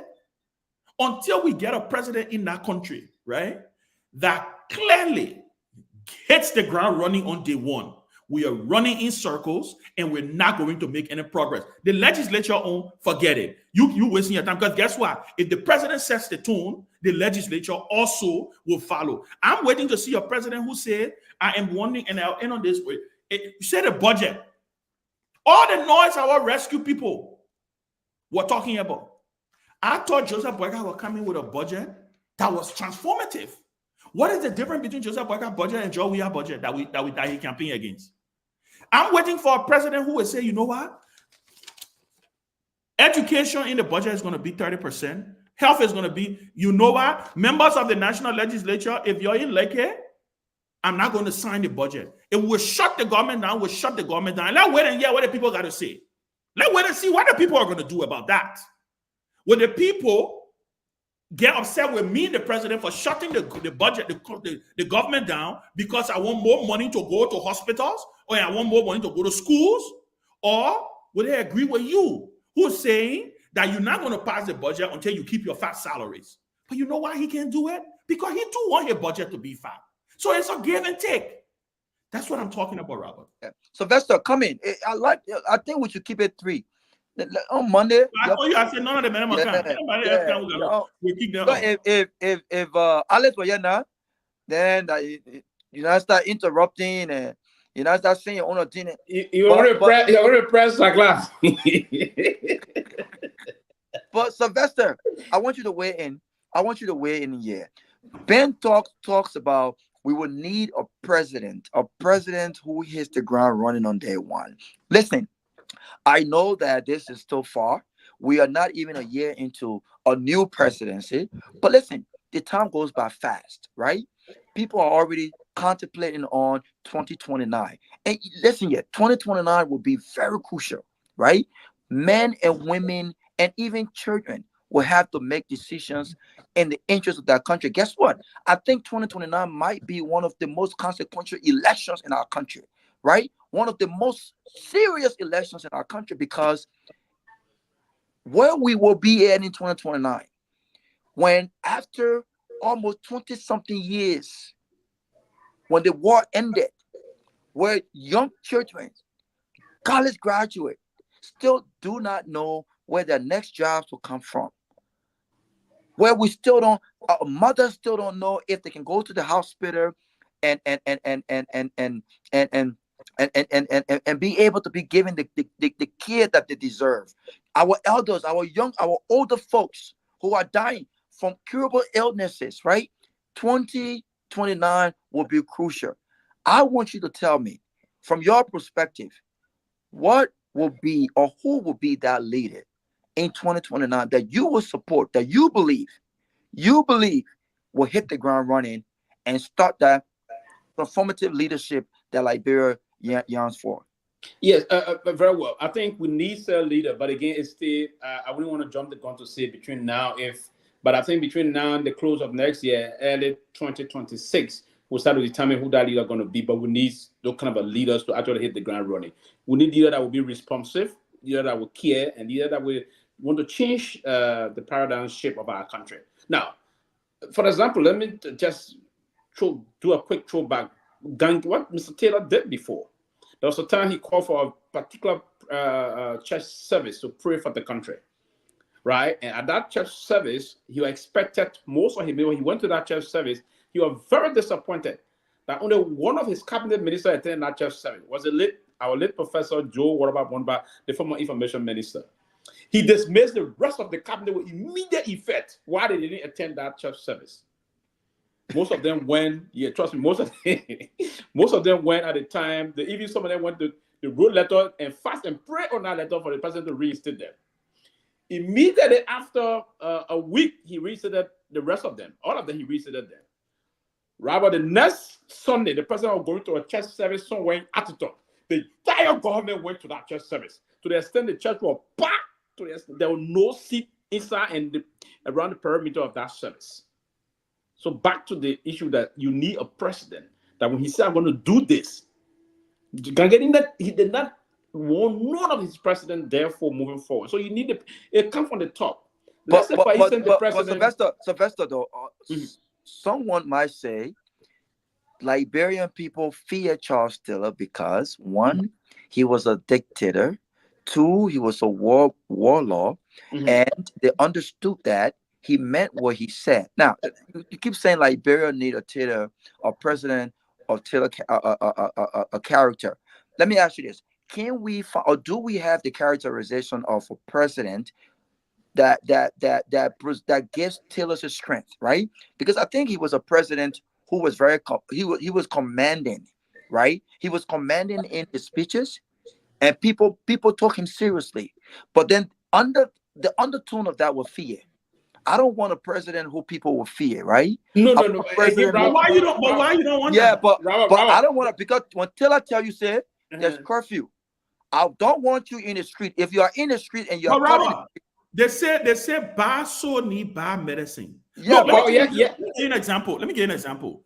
Do you believe? I listened to what her name the other day on some video she did. It was in the past. Miata Fambule. And she was talking about data progressive, right? mm-hmm. You know what that woman said? I was shocked when she said it. She said, they asked her, said, what's one of your greatest regrets as a progressive? She said,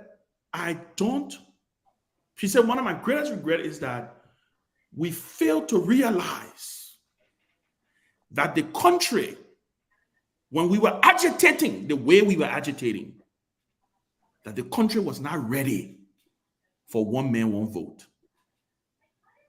I was shocked when she said that. And let me tell you why I was shocked.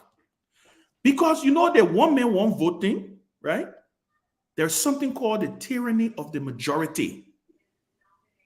What we have in our country today is the leaderships that we've had in Liberia are a reflection of the country. You can't divorce that. So when you look at it from a holistic picture, like Robert is saying, and Peewee, he want a leader that the people fear, right? When it comes to Liberia, there has to be a component of fear. Of course. There has to be a component of fear. Maybe 20, 30 years down the line, when you're not talking about a new generation, right? Because that time the country is going to be straight. Because you see what happened in Ghana? That is the situation that didn't happen in Ghana. Ghana had Gerald Rawlings, who they feared. Now, the foundation technically was laid, and you see what they're doing right now. Yeah, but that was a different time, Ben. I'm talking about the Liberia right now. I want a leader who is very strong. Look, I listened to Kamala Harris' speech yesterday, and I thought that was very forceful.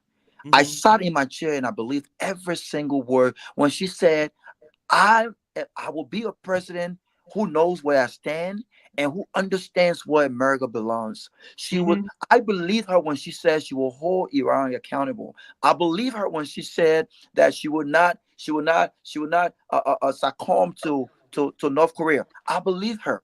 I want a president whose strength I see in a way where I understand that he or she means what they say and says what they mean without fearing for my life.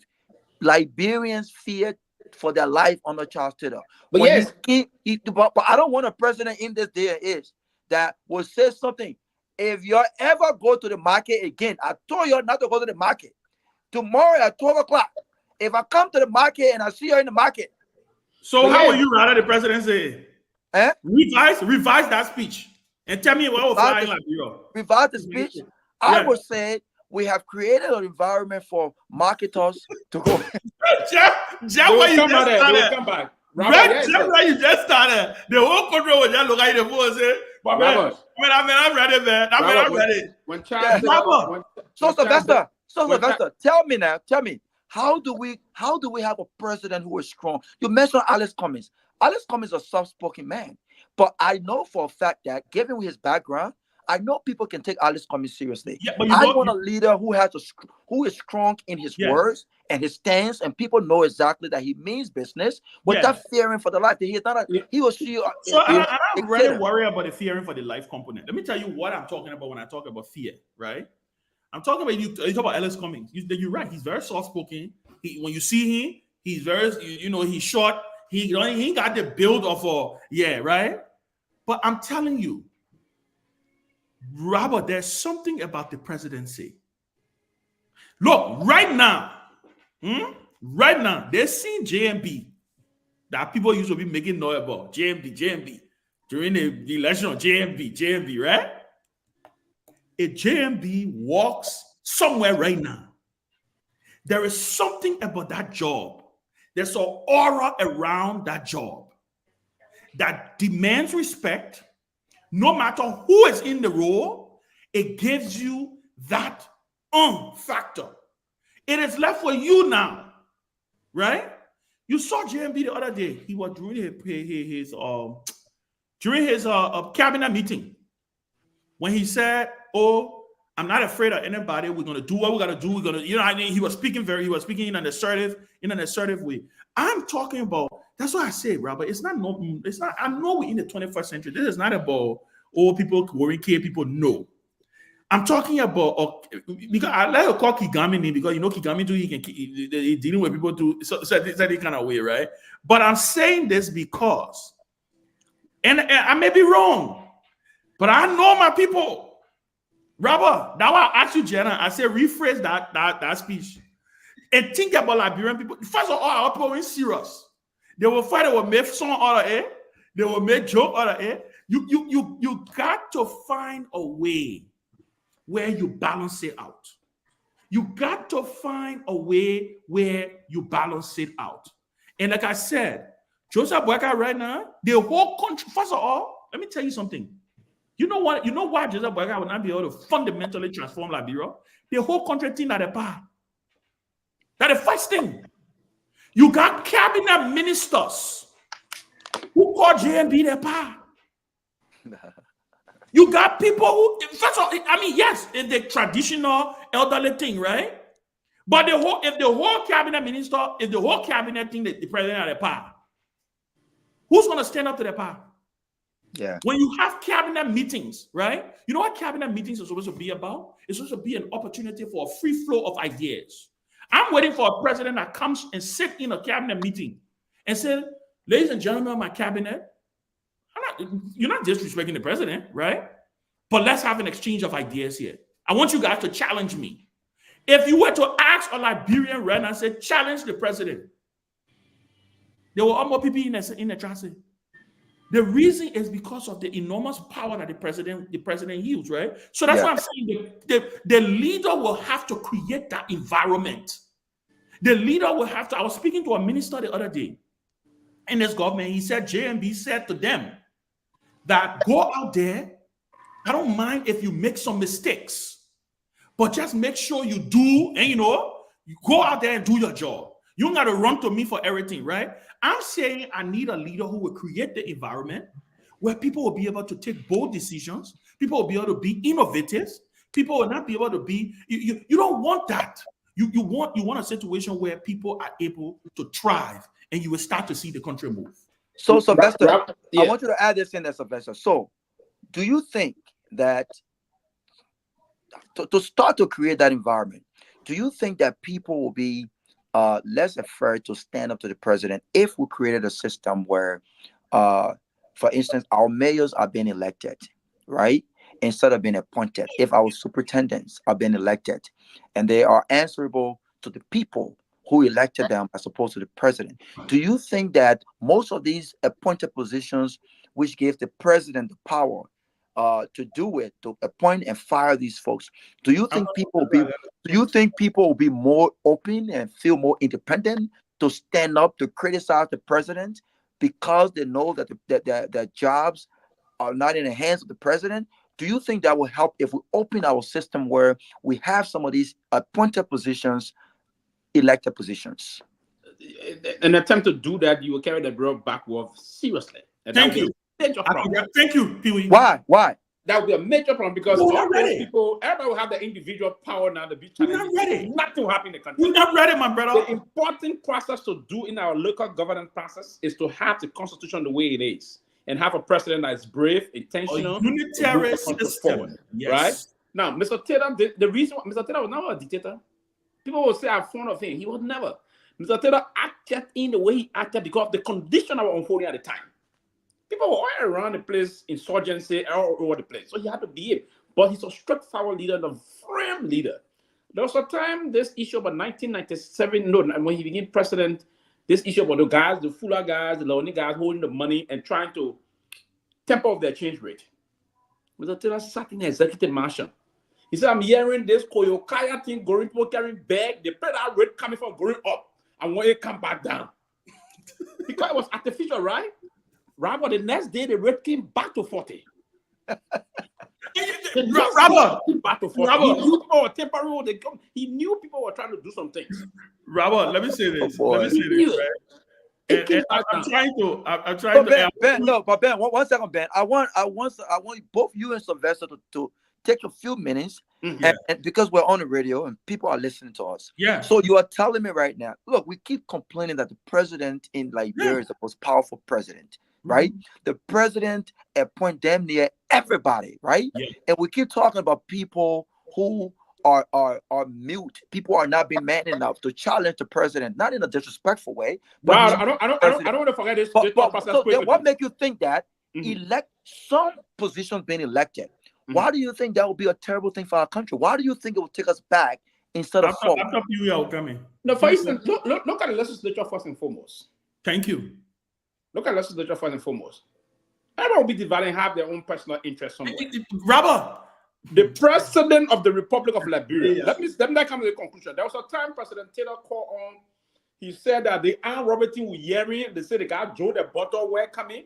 He said, Joe, I'm giving you 1 month. If you don't clean the Joe the Bottle, I will get you out. It took 2 weeks. It took 2 weeks to get rid of Joe the Bottle. In fact, armed robbers were turning themselves in. They turned themselves in. Armed robbers were turning themselves in. There was a time Joe came at a press conference and said, they called drugs in Liberia. Yeah. The drugs were all over the place. Even soldiers that were working for Mr. Taylor were involved into it. Mr. Taylor called Yaka Kuruba. The Yaka today is that's very Yaka. You are now a general, but I'm taxing you the responsibility to raise all the generals. Yaka disgraced general that said Taylor. Yaka disgraced. Yaka today. Yaka. They very Yaka. You see that? Don't play with him. Yaka control the drug system in less than 30 days. There were no drugs thing. No ghetto. There were no ghetto around Monrovia because the president instructed him to do it. Peewee, let me say this. My brother.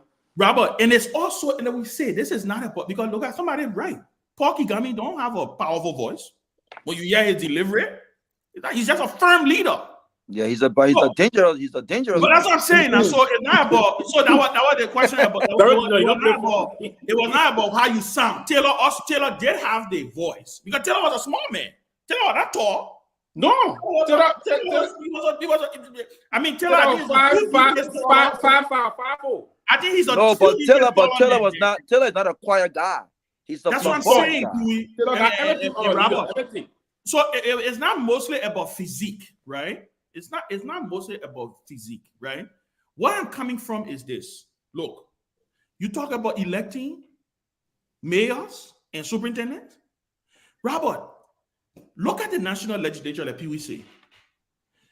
Every election cycle, the House of Representatives and the Senate, whenever they have elections, no less than 80% are shown the door.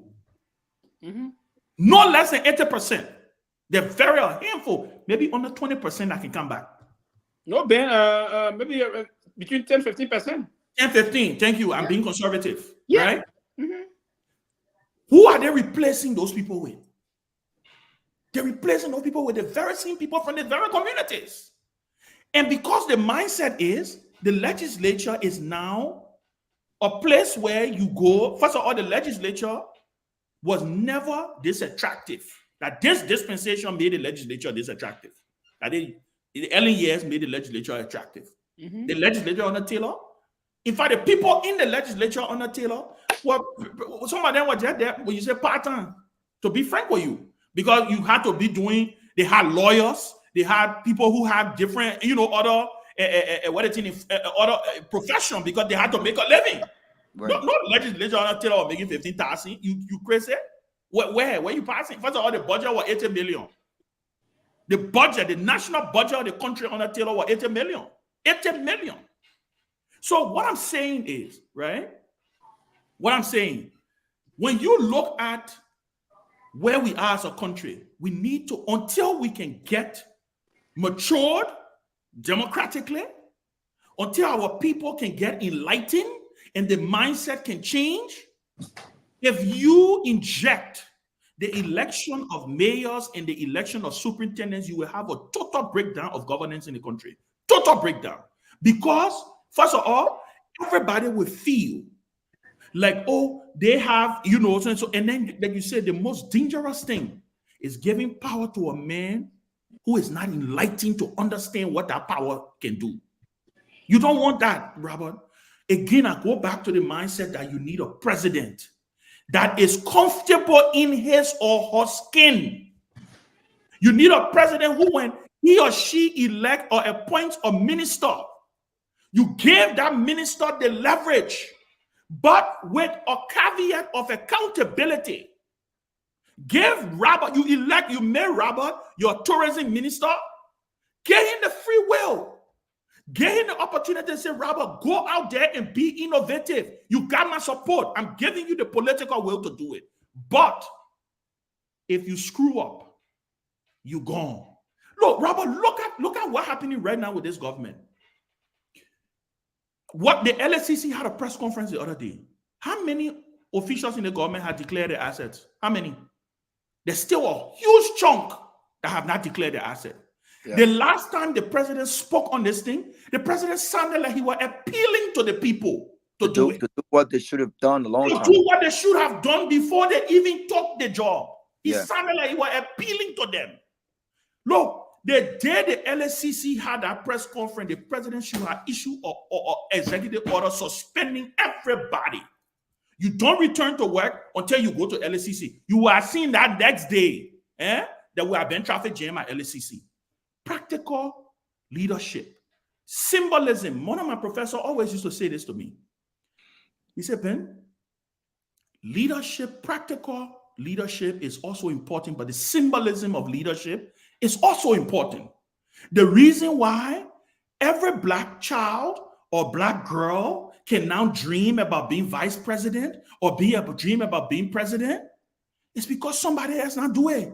That before Barack and Kamala, the aspiration were doctors, lawyers, basketball players. We never thought in our lifetime we could tell our daughters and our sons that they could be president. It took one person. That's the symbolism component of it. A Liberian girl child can be president, can be vice president because we got Ellen, we got Jewel Taylor, we got all these other people, right? So that's what I'm talking about, Robert, when it comes to the issue of symbolism. So the issue of fear for me don't have to do with the notion of killing people. It has to do with the notion of a leader being fierce and wanting. That's why I say you got to come with an agenda. You can't come and be trying to figure out your way and then you say you will be hard. No, you got to have your agenda for the people to follow. When you call your first cabinet meeting, you are giving marching orders. First of all, every minister should sign a performance contract. Every minister should sign your performance contract for 6 to 8 months. Review it every quarter. That the minister of state job, that the chief of staff, the president job. Mr. Minister of State, every quarter, you review, you let every minister bring their performance report and we review it. What did they promise to do? What were their KPI? What were the indicators to show that they will succeed? If you made 60, okay, you know what? I'm going to give you the next quarter to push it to 60. Well, why you made 60? What can we do to be able to help you to be able to get to 70? That's the kind of hands-on leadership we need in Liberia. That thing we're doing in Liberia, everybody calling the president uncle and pa and ma, George, we are what everybody friend. It's not going to work, my friend. It's not going to work, Robert. We need a firm leader. So when you hear people talking about Charles Taylor, it was because Charles Taylor knows he's so smart. And I'm not by any means here saying Charles Taylor need to come back. Thank you that he had there, that the Taylor had there, right? I'm not saying he must come back. What I'm saying though, Robert, is that the reason you see the Kigamis, the Gerald Rawlings, these leaders, right, thriving is because they demand from their officials. They don't accept mediocrity. You saw Kenya the other day. The people stood up. What even the president did? The president, you saw what he did at first press conference. He said, oh, the army ready to protect every installation. When they put threat in him, he come back and say, you know what, I'm a leader who's listening. The new cabinet, he vetted them. They all of them got performing. I've been following Kenya. All of them, they got 3 to 4 months where they consistently will check on them for delivery. That's how you do this thing. Chairman, I think we need to have more show of 3 I panelists agree. because you are at your best, as according to Dr. Henry Peabody, you are your best, Oh, yeah, and, yeah. and a lot of people are liking your deliberation today, and so great job, Pee Wee. I mean, we are where we are. It's scoring to a year into this leadership. We got I think about 10 more minutes.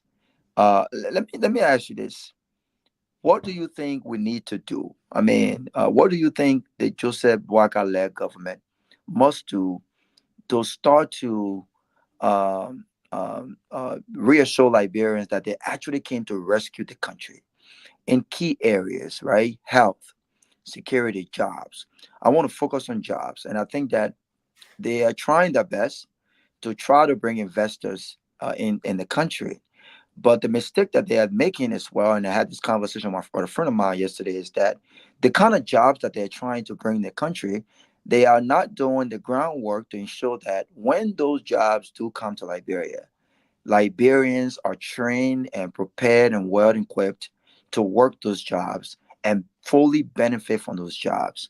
So, when it comes to job creation, especially for young Liberians that are graduating universities, what do you think that the government must do now to start to show signs that this is the Joseph Boakai led government? Someone said to me, you know what? I can't even tell if government changed. Someone said to me, I can't, there's no difference. Since Joseph Boakai inauguration, there's nothing he's done differently that shows that we have a change in government or change in vision or change in leadership. So when it comes to that aspect and job creation, what should this government do now to start to chart a new course and change that narrative? You're muted. First and foremost, the government will have to be very intentional here and focus on trying to recalibrate. Now, yes, what they have to do. The process about where we find ourselves in terms of this issue. Now, currently, the government is single larger employer in the country, and that is quite unfortunate. We don't have the capacity to do that. And the amount government give of this petite amount, very few people in the sector of government that will make something that will commensurate their life standards and the rest of that, and really take good care of their family. Now, for the president to do this, he have to be very clear on this matter as to how the approaches or what mechanism he can put in place.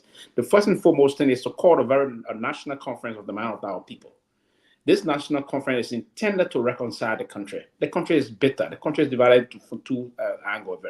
The president won a very narrowly, very competitive and tight elections. The election was very close as per the results that came up on the neck.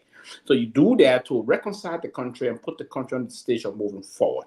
Now, if you did that, then you tried again to cooperate with the legislature to ensure that we put forth a kind of a bill and a solution to the process in the budget support system to reform our security sector. There was a time we did some reform process after the war, after the demobilization process in the country, but those kind of reform process were not holistic. We need a reform of the security sector where we will build the security sector and put some strength and confidence in the security sector. With that, and we ensure that the country is peaceful. There's no unnecessary riot around the place. There's nothing destroying property that will distance or fear investors from coming to the country. This issue of fear mongering, rumor mongering about protestation and the rest of those things. You change all of those and put into place major policy prescription that will be implemented by some of your ministers, that you will give them the guideline and timeline as to what you want to do, what are the approaches. For instance, the Ministry of Agriculture will have to come out. What are the extension plans, essential or expansion and extension policies of the agricultural sector? You himself play a major role in the agricultural area before. What can we do on that? For instance, those areas that we're obviously, what are those prospect opportunities we have? We invite potential investors to say, the grade of this, this is what we have. Sometimes government spend your own money. You do your own prospecting and what have you, and get the result out there.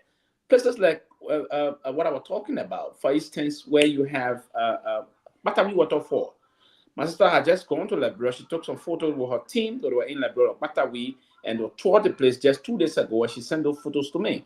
Batawi, according to her, the place is isolated. People that go around when they come from Banga into Batawi, but that's a natural waterfall. How can we take advantage of those things and pump some investment or do a massive public relation process for the government to ensure that those investors are coming to the country? So you need that. But the first and foremost issue, for many years, Robert, we have not had a major investor in the country. Do you know the reason behind that? It's simple. Before we went to other international representation before, the main reason behind that is this process about negative reportage coming out of Liberia about the country. And that is evident by some of the things we just saw yesterday. It's going to be the same thing. We cannot change that because the government alone would not reduce the unemployment rate in our country. Absolutely no. You will win government. If Ben were to win to be president tomorrow, all of those that supported, we supported Ben, he will bring some more in government, our friends and our relatives. It will just stop to that level. And then the unemployment rate will still be very high.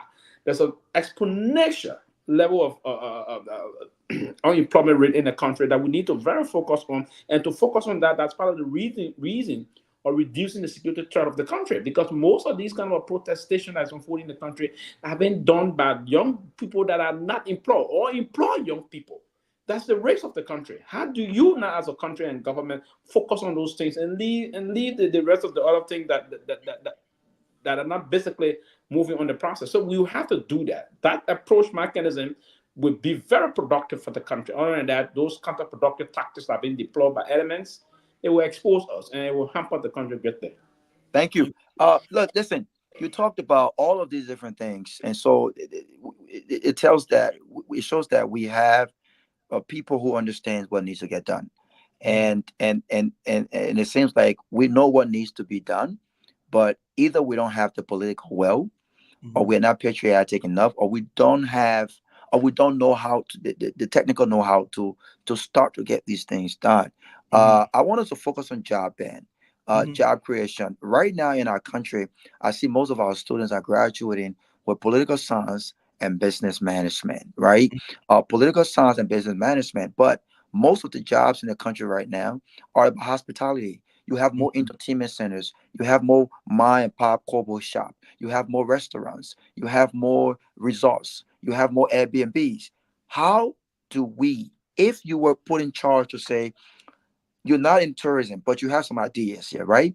To say, how do we create jobs for our young people based on the business connection that we have in abroad? How do we ensure that those jobs that are coming in the country, Liberians are equipped? If we were to focus on hospitality, what would you do from an academic perspective to try to ensure that Liberians are prepared for jobs, for hospitality jobs coming to the country? Would you recommend a change in curriculum, and would you introduce things like an associate degree in hotel management, a 12 months certificate in culinary arts? Would you ensure change the curriculum and show that Liberians who invest in themselves in these areas are Liberians who will benefit from the jobs that are coming in right now, other than political science and business management? So the thing is, and it's a two-pronged approach.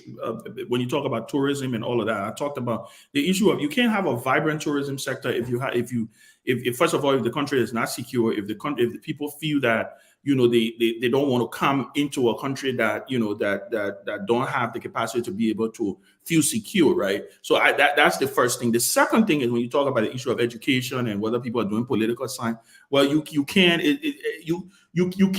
put a boot on people and say, you know what, you have to do this, you have to do that. What you can do is that you can provide incentives and make it a little more attractive for people to want to go ahead and study other things at the University of Liberia. You could make the whatever I don't know what you call it, the tourism college or whatever course you're doing. You can say, you know what, government is it's free for you to go there to do that, right? Or it's free, or government can be able to subsidize it. There's several things government can do, but I want to pivot back to the issue of what we can do to be able to create the kind of environment that will be able to lead to the influx and to the vibrancy of the country that we're all looking forward to seeing.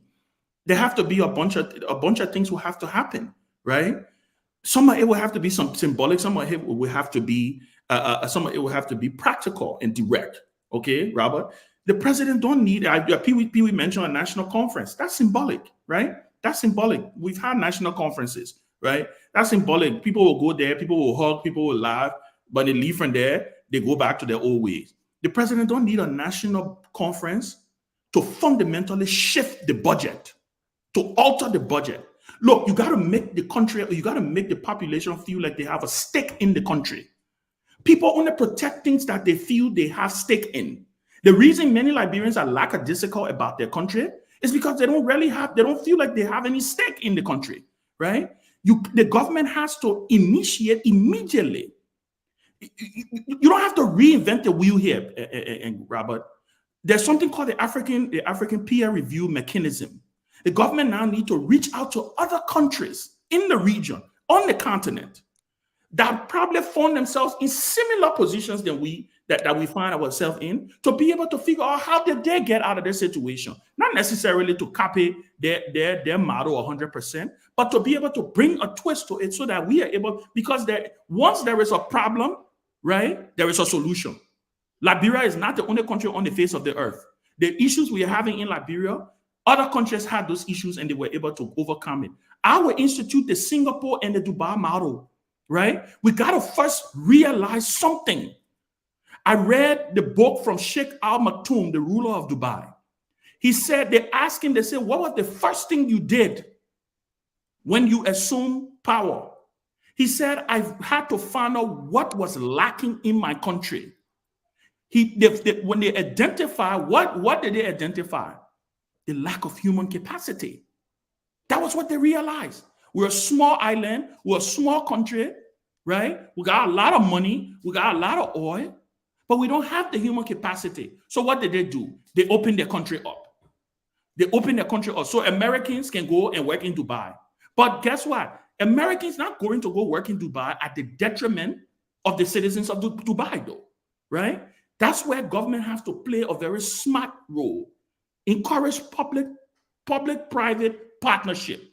This notion about Liberianization, maybe it's too old of a word now, right? We have to be able to say, you know what? Start to implement the laws that are on the book.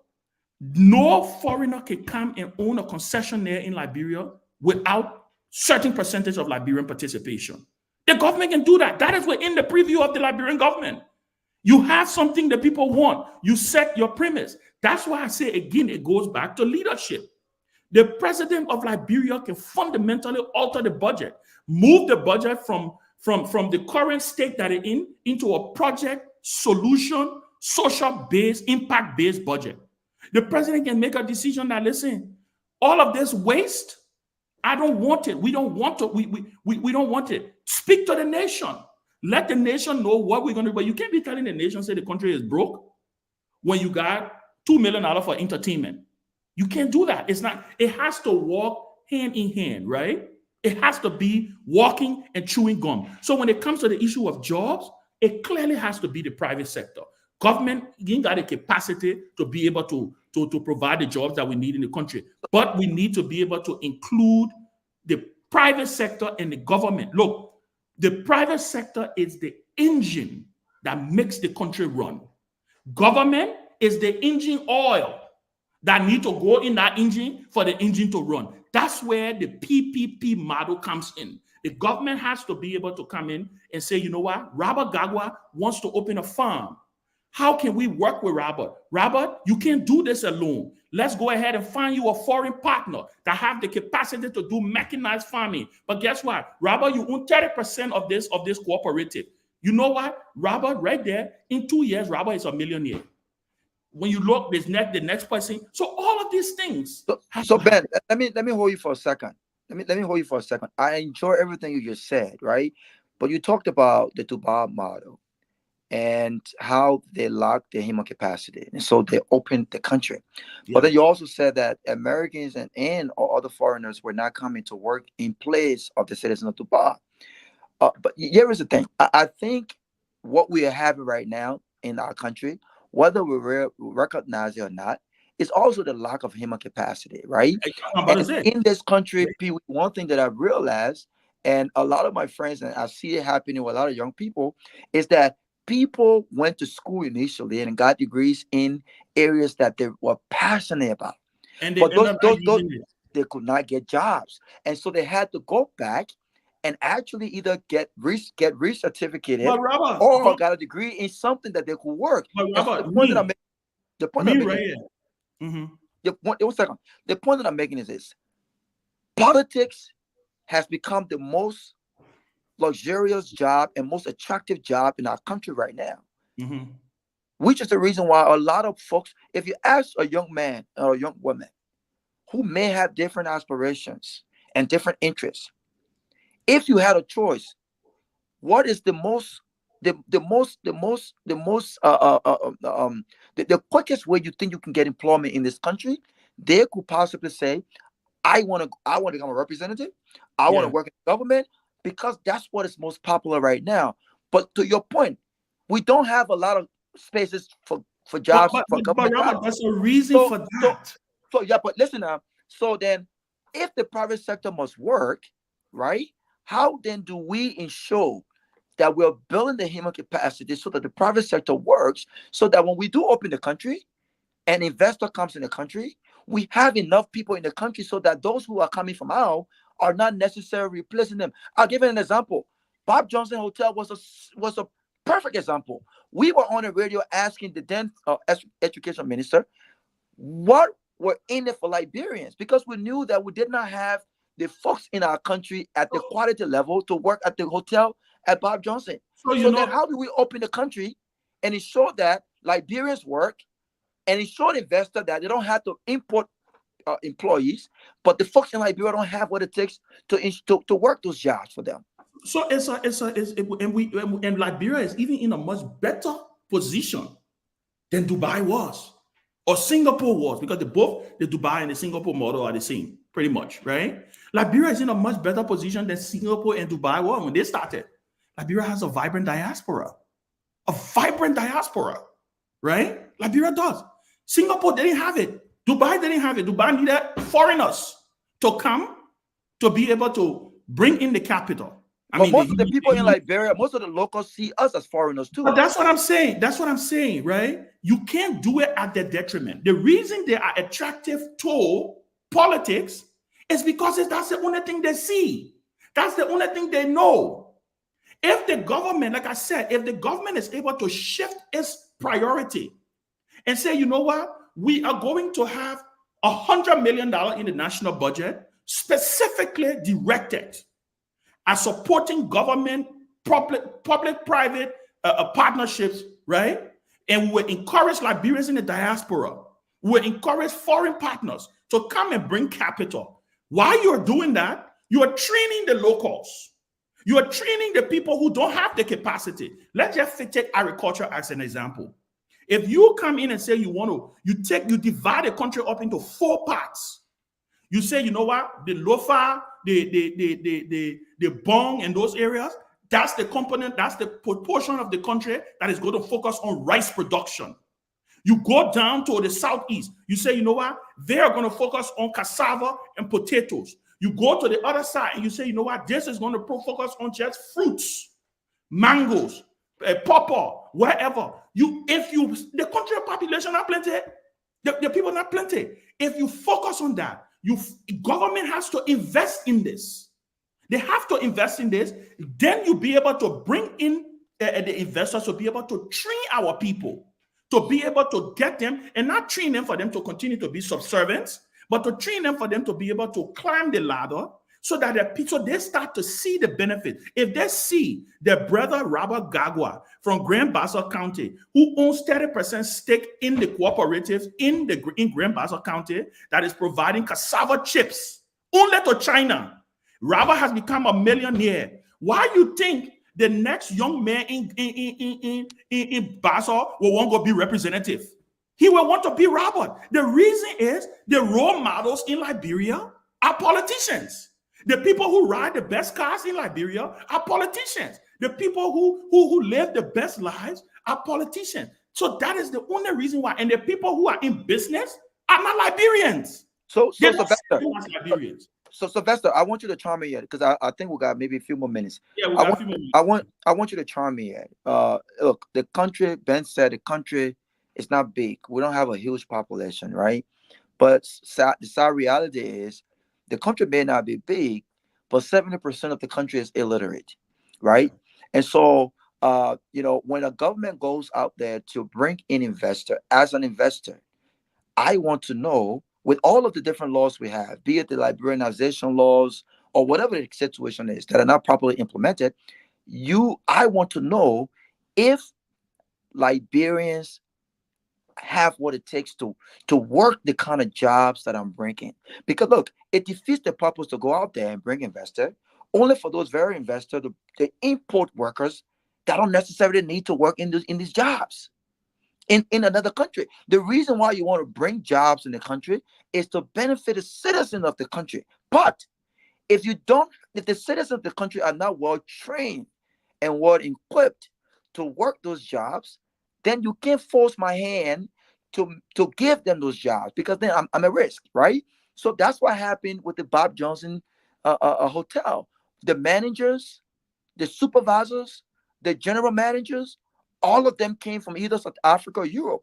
There were only two Liberians who worked at the upper level at that hotel, and both of them are my friends. They came from Philadelphia and New Jersey. And so the point that I'm making is, do we have to take a serious look at our education and change the curriculum? Because there's the thing, we can't force folks to go to the university and learn hospitality. But if they see that 80% or 50% of the jobs in the private sector is hospitality, they will be forced to go in and learn something where they can feed their families. If you got 20% of the jobs that are coming in that are technical, require technical training, they will be forced to go and acquire technical training to work those jobs because everyone would not be law, everyone will not be a representative, everyone cannot be minister, everyone cannot be mayor, everyone cannot be superintendent. The government is so small, yet and still wants to hire so much folks, it won't work. So, do we have to seriously look at first changing the curriculum where we are training Liberians in areas of investment that we intend to bring in the country so that when they do come to our country, those investors don't have to import managers, supervisors to work those jobs, but they can hire Liberians. Do we have to look at our curriculum? You're muted. Absolutely no, Robert. The curriculum we have is great. We How haven't great looked is at. how great is curriculum when we don't even have a certificate for culinary arts? We do not have any trained institute. But there Uh, are, there are institutions giving a program certificate or a program in hospitality in Liberia. no, no, no, no. They're not properly certified. I'm talking about from a national perspective. Hmm. You can Now, see so the customer service. we So those institutions are not yeah, certified. so we can They, upgrade. they We don't can know what they're upgrade. doing. We can They don't know what they're upgrade. doing. We can So from a upgrade the national curriculum. perspective, Mhm. can the government come and say, look, we want to bring a multi-billion-dollar. Look at what happened in Ghana with the year of return. Do you think the Ghanaian it didn't happen overnight? They have the human capacity for that. And Ghanaians and those investors made thousands of dollars. So we can't just depend on those behind a house certificate. I'm talking about from the university level. Yeah, so we can upgrade. We can upgrade the curriculum from the perspective of the University of Liberia. That's what we have universities and different universities there. We encourage them to do that and fit into those areas, right? There's a need to have the conversation on that. Now, for Ben was just saying something just now, and I reflect some time ago. I was in Abidjan and I observed that most of the guys that drive those big Mercedes, big cars in the Cote d'Ivoire, they are all guys in the cocoa and coffee business. Now, the guys, the cocoa and coffee business making big time money around the world today. Now, what they will do is that you have few Ivorians that are educated, they will move through and set the system and encourage most of the local farmers. Those local farmers, when they harvest their product, they will bring the product to. So, if for instance we were to do that, one region of the country is involved in rice production, who is championing that line along the people? The small farming people. You don't have to be a mechanized type of industrial farming. Everybody will not have to engage into that. We can feed that country, and when we are sufficient with food, then we start getting involved into other technological areas, if you will.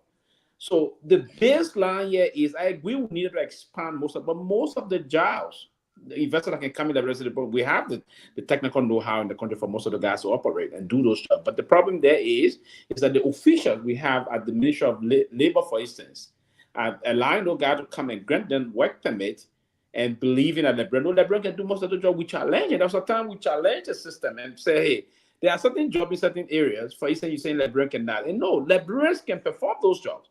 But because folks at the labor ministry will go and grant work permit to those guys, we are even trying to evaluate, because the law is very clear that you have to go through all of the processes to ensure that LeBron cannot get the job done. But LeBron can get the job done. But Pee-wee, and Ben can come in and we can try to close up. Pee-wee, the biggest hotels in our country, you said Liberians can do the job. The biggest hotels across the nation, be it the Farmington Hotel, the Royal Hotel, the Boulevard Palace Hotel, they are all foreigners.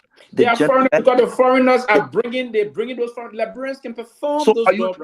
I'm talking about Liberians in Liberia. Do you think Liberians in Liberia have the capacity to be general managers at these hotels, at these resorts? What I'm saying here is this, right? In Ghana, they have institutions that focus on hospitality, right? They have institutions. You have hospitality management. You have culinary arts. We have a lot of folks who cook we have some of the best cooks in our country. But it will amaze you that when you go to some of the local spots or some of the forest, you have Lebanese making pepper soup. Now, why would a Lebanese man make me pepper soup in Liberia? Right? And so what I'm saying is, from a national the current head of our Liberian Chef Association, they just won the recent time, Liberia won that competition at the Dubai Expo 2022. We won it. Yeah, we but won it in Ghana. Guys, before we close, I think we're and I hear what you're saying, Robert. We can elevate the discussion. We can bring the culinary arts. We can change the curriculum, or we can advance it or make it better. We can do those things, right? We can provide a certification program. But if, like the thing you were talking about, there are Liberians who can cook pepper soup. Why is a Lebanese man cooking pepper soup? It's the enforcement component of it, right? It's the enforcement component of it. Again, it is the role of government. Yes. It is the role of government that should make sure these things are not happening. That's why I said, right? The beauty about where we are. Look, the biggest hotel in Liberia should be a hotel that is owned by a Liberian, a portion of it owned by the government, right? Because the government has invested some money into it, and maybe a foreign partner owning minority shares, right? Somebody from the diaspora, somebody or local, or somebody, the Liberian is a Liberian, right? What the reason I say that is because at the end of the day, there has to be an enforcement component of this thing. It can't be done haphazardly, and you will only be, you see these Arab countries, why do you think these Arab countries got interest in businesses around the world? I was watching something the other day about Qatar. Qatar has a stake in Arsenal, has a stake in Google, has a stake in all of these places, and so and so. It gives them the leverage, right, to be able to do that. That's why I'm saying, let the government, first of all, the Liberian government should set up a sovereign wealth fund. It's very simple to do. They're not rocket science. When you have the kind of resources we have in our country, it's almost like we're living from hand to mouth in Liberia, the way we can do things when it comes to our resources, right? If we want to, the other thing the Liberian government will have to decide, and the president of Liberia will have to decide, or whoever comes in, and if the current president have to say, you know what, you have to focus on a niche. If it's industrialization, then focus on industrialization. You can do other things, right? If it's about saying we're going to use our extractive industry to be able to provide jobs, then demand to add value to our extractive industries. Demand to have tire factories. Demand to have condom factories. Demand to have put in place the mechanism and tie these people to these things. But every day we have a conversation. We say Western cluster was supposed to do this, they do it. And we sing around it and we make noise around it. That's why, again, it comes back to the issue of governance. The issue of governance, because everything is tied towards that. The government will have to be that referee to be able to make sure that all of these things are in place for our people to be able to benefit. The issue of people going to culinary arts, yes, we can have all of the best people. Guess what will happen, Robert? If the people go and get their degrees from those schools and they can't find the jobs, they will want to leave the country to go work somewhere else. So we have to We have to do it hand in hand where the people get the training, which I agree with you, but then the jobs also should be there for the people to be able to provide the opportunity. And then we can also focus on ecotourism. We Thank can you. also focus on ecotourism. But yeah, Listen, it was a it's great been conversation. a fascinating discussion, and listen, everyone keeps saying they enjoy the show, they enjoy the way the show is going. So, gentlemen, we have to rethink how we operate the show, I agree. because the people saying they enjoying the show, they're listening to each of us. No one is talking over anyone, and I think that it doesn't matter if it's 3, 5, or 10 people here. I think we can do the same thing, right? So let's try to ensure that they're always enjoying the show. But listen, Liberia is all we have, and it would take all of us, to make Liberia what we desire Liberia to be. It will take all of us. But again, everything starts with the government. Everything starts with the government, and it starts with leadership, the tone of leadership. The buck starts and ends with the president. The president is the most powerful person in the entire country, and so everyone watches what the president does. What everyone watches what he says, and what is encouraged. And so, Mr. President, and all of the folks in our country who aspire to be leaders, people are watching you, what you do, what you say, what you encourage, right? The decisions you make, and things like that goes a long way. And so it's been a great show. I'm not sure who's in the studio. Those guys, you guys don't want to come on today. Yeah, Uh, Henry, uh, I think you coming on. Yeah, oh definitely. yeah, So, can you come on? We're about to leave. But it's been a great show, man. And thanks to Sylvester for coming on and hanging out with me until Ben came on. But I thought Ben took over the show today. Okay, Ben was very forceful. He was very powerful, very assertive. I think a lot of people enjoy his deliberation, and I hope that people learn a lot. This is what the closing argument is about. It's about having discussions that are substantive, and discussions where people, it makes you think, right? It makes you think about the possibility of our country and our people. I always tell people, like, Beer, there's no shortage of greatness in our country. We're smart people. The Ghanaians are not smarter than us. mm-hmm, They've just done better than us, right? They've shown that they want to be the best, right? mm-hmm. If we want to be the best as a country, we must start to show it, and do it, right? Act upon it, and just do less talking. Act upon it. So, Sylvester, I'll give you 1 minute to give a closing, and then Ben can follow. Tio, you muted. For a great show, I think we need to follow this pattern of encouraging our country move on. We always just saying that we want to see the country move to this level, the next level, but we have to take some very tangible actions in terms of how we intend to see the country move forward. We cannot just sit in this kind of line and see the country. We have some talents in the country. I agree with you.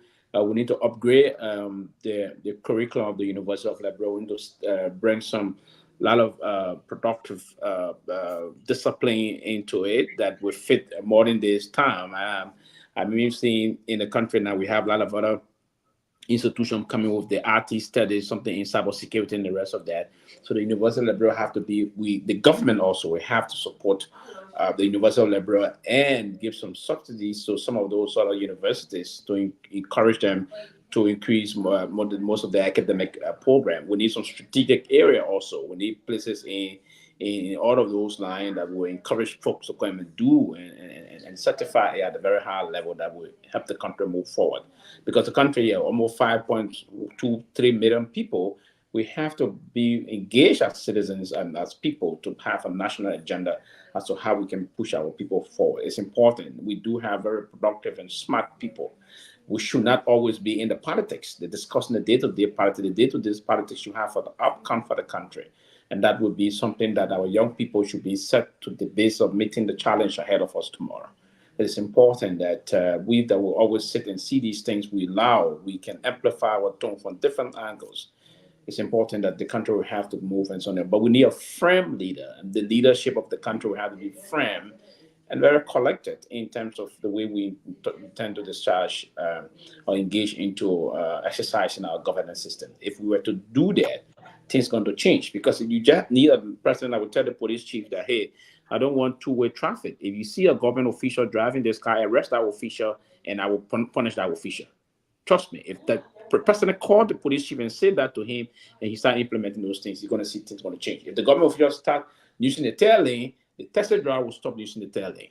The taxi driver use the tail lane because they see the official of government violating, so they will follow suit to go through the process. That's why the country it is, how things are running in the country. But I think we can be, and I think what we're doing is good, because we engage the government time to time. We're gonna something's gonna happen.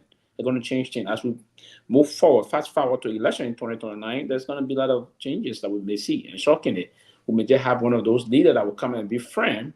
Not that they can give you fear, but the kind of a tendency will come and will bring some very positive outcome. And I think the country will have to use that. Thank you, and have a very wonderful evening. Thank you, Ben.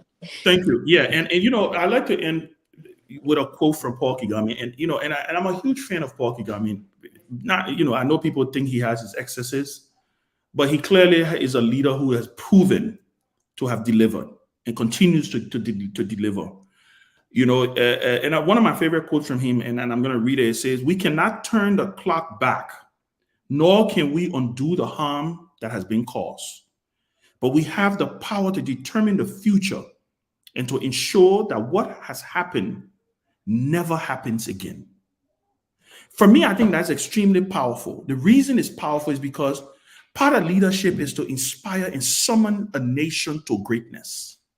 You have to be able to push knowledge into the minds of your people. It don't necessarily have to be all the time in the classroom. It has to be how you communicate with them, what you do, the things they see you doing, the actions that you're taking, the decisions that you are making. Those are the fundamental, and those are the symbolism of leadership that I was talking about earlier, right? It's inspiring the nation to think beyond its capacity, that nothing is impossible. You talk about Kamala Harris last night. That's what she was trying to do last night. When she talked about the fact that, you know, the decisions that we, you know, still trying to write, there's the greatest story ever told on the face of the earth. That's how Americans believe this country is. That's why they aspire for greatness. It doesn't mean that they don't have issues or they don't have problems. Like I said, it starts with the leader. We need a transformational leader in the country. We need someone who will summon the nation to greatness. We need someone who, when he or she acts and moves, the nation will act and the nation will move. We talk about agriculture. We need a nation, we need a country where the president will be able to summon the country to say, you know what? We have to feed ourselves. And in feeding ourselves, these are the things that we're going to do, and back it up with governmental back actions. You talk about tourism. We need a president who will inspire the nation to say, you know what? This is the only country that we have, so we can't throw paper on our street, or we can't act like they say we don't know. These are some of the things that I believe if we start to do as a nation, or if our leaders start to do. The problem, we often say the problem is with the people. No, the people follow their leaders. There's a reason why there can only be one president at a time. There's a reason why you have presidents in the first place. Because if you didn't have leaders, people will be running helter and skelter. So I believe fundamentally that one leader can be able to shift the mindset of a society. You can start to inspire your nation, and that nation will shift into a direction that you will begin to see them doing wonders. So, Robert, I thought it was a fascinating conversation. I think we should do more of this. I think we should continue to talk to our people. Those of us who have an opportunity, who have had an opportunity to step outside, we got to aspire to do things differently. We're not perfect, but we got to continue to keep pushing the needle, because at the end of the day, Liberia is the only country that we have, and we love the country. It gets frustrating, but I'm telling you, there's something about that country that when you're there, even when you're not there, you miss it because it's home. But I'm telling you, man, I believe at the end of the day, Liberia's greatest days are still ahead, and we will find our leader. I just don't know who it will be right now. Great show, gentlemen. Thank you so much. I've been getting a lot of text messages that the show is awesome, and that I should host the show more. And so hopefully next week we will get back to it. But thanks to all of our followers, thanks to our audience, thanks for watching, thanks for sharing the platform. We appreciate you for doing that. Thanks to Peewee, thanks to Ben, Dr. Peabody, Tomalin George, Lofa Julius, my own sis Grace, and the big brother Calabu. Who else am I missing? And the great man Toga Alexander, the great reputable journalist from Liberia. Thank you. May God bless you. Have an awesome weekend. Enjoy time with your family. For those of our folks in Liberia, get a great night's sleep, and we'll see you next week. Thank you. Hey, studio, can you come on and take us home, please? I think maybe they're gone. Those guys ain't gone. We're still on the radio. Oh, okay. Yeah, I think we can just end it. I Okay. can end it from behind here. Okay, good. All right, guys. Okay. All right, guys.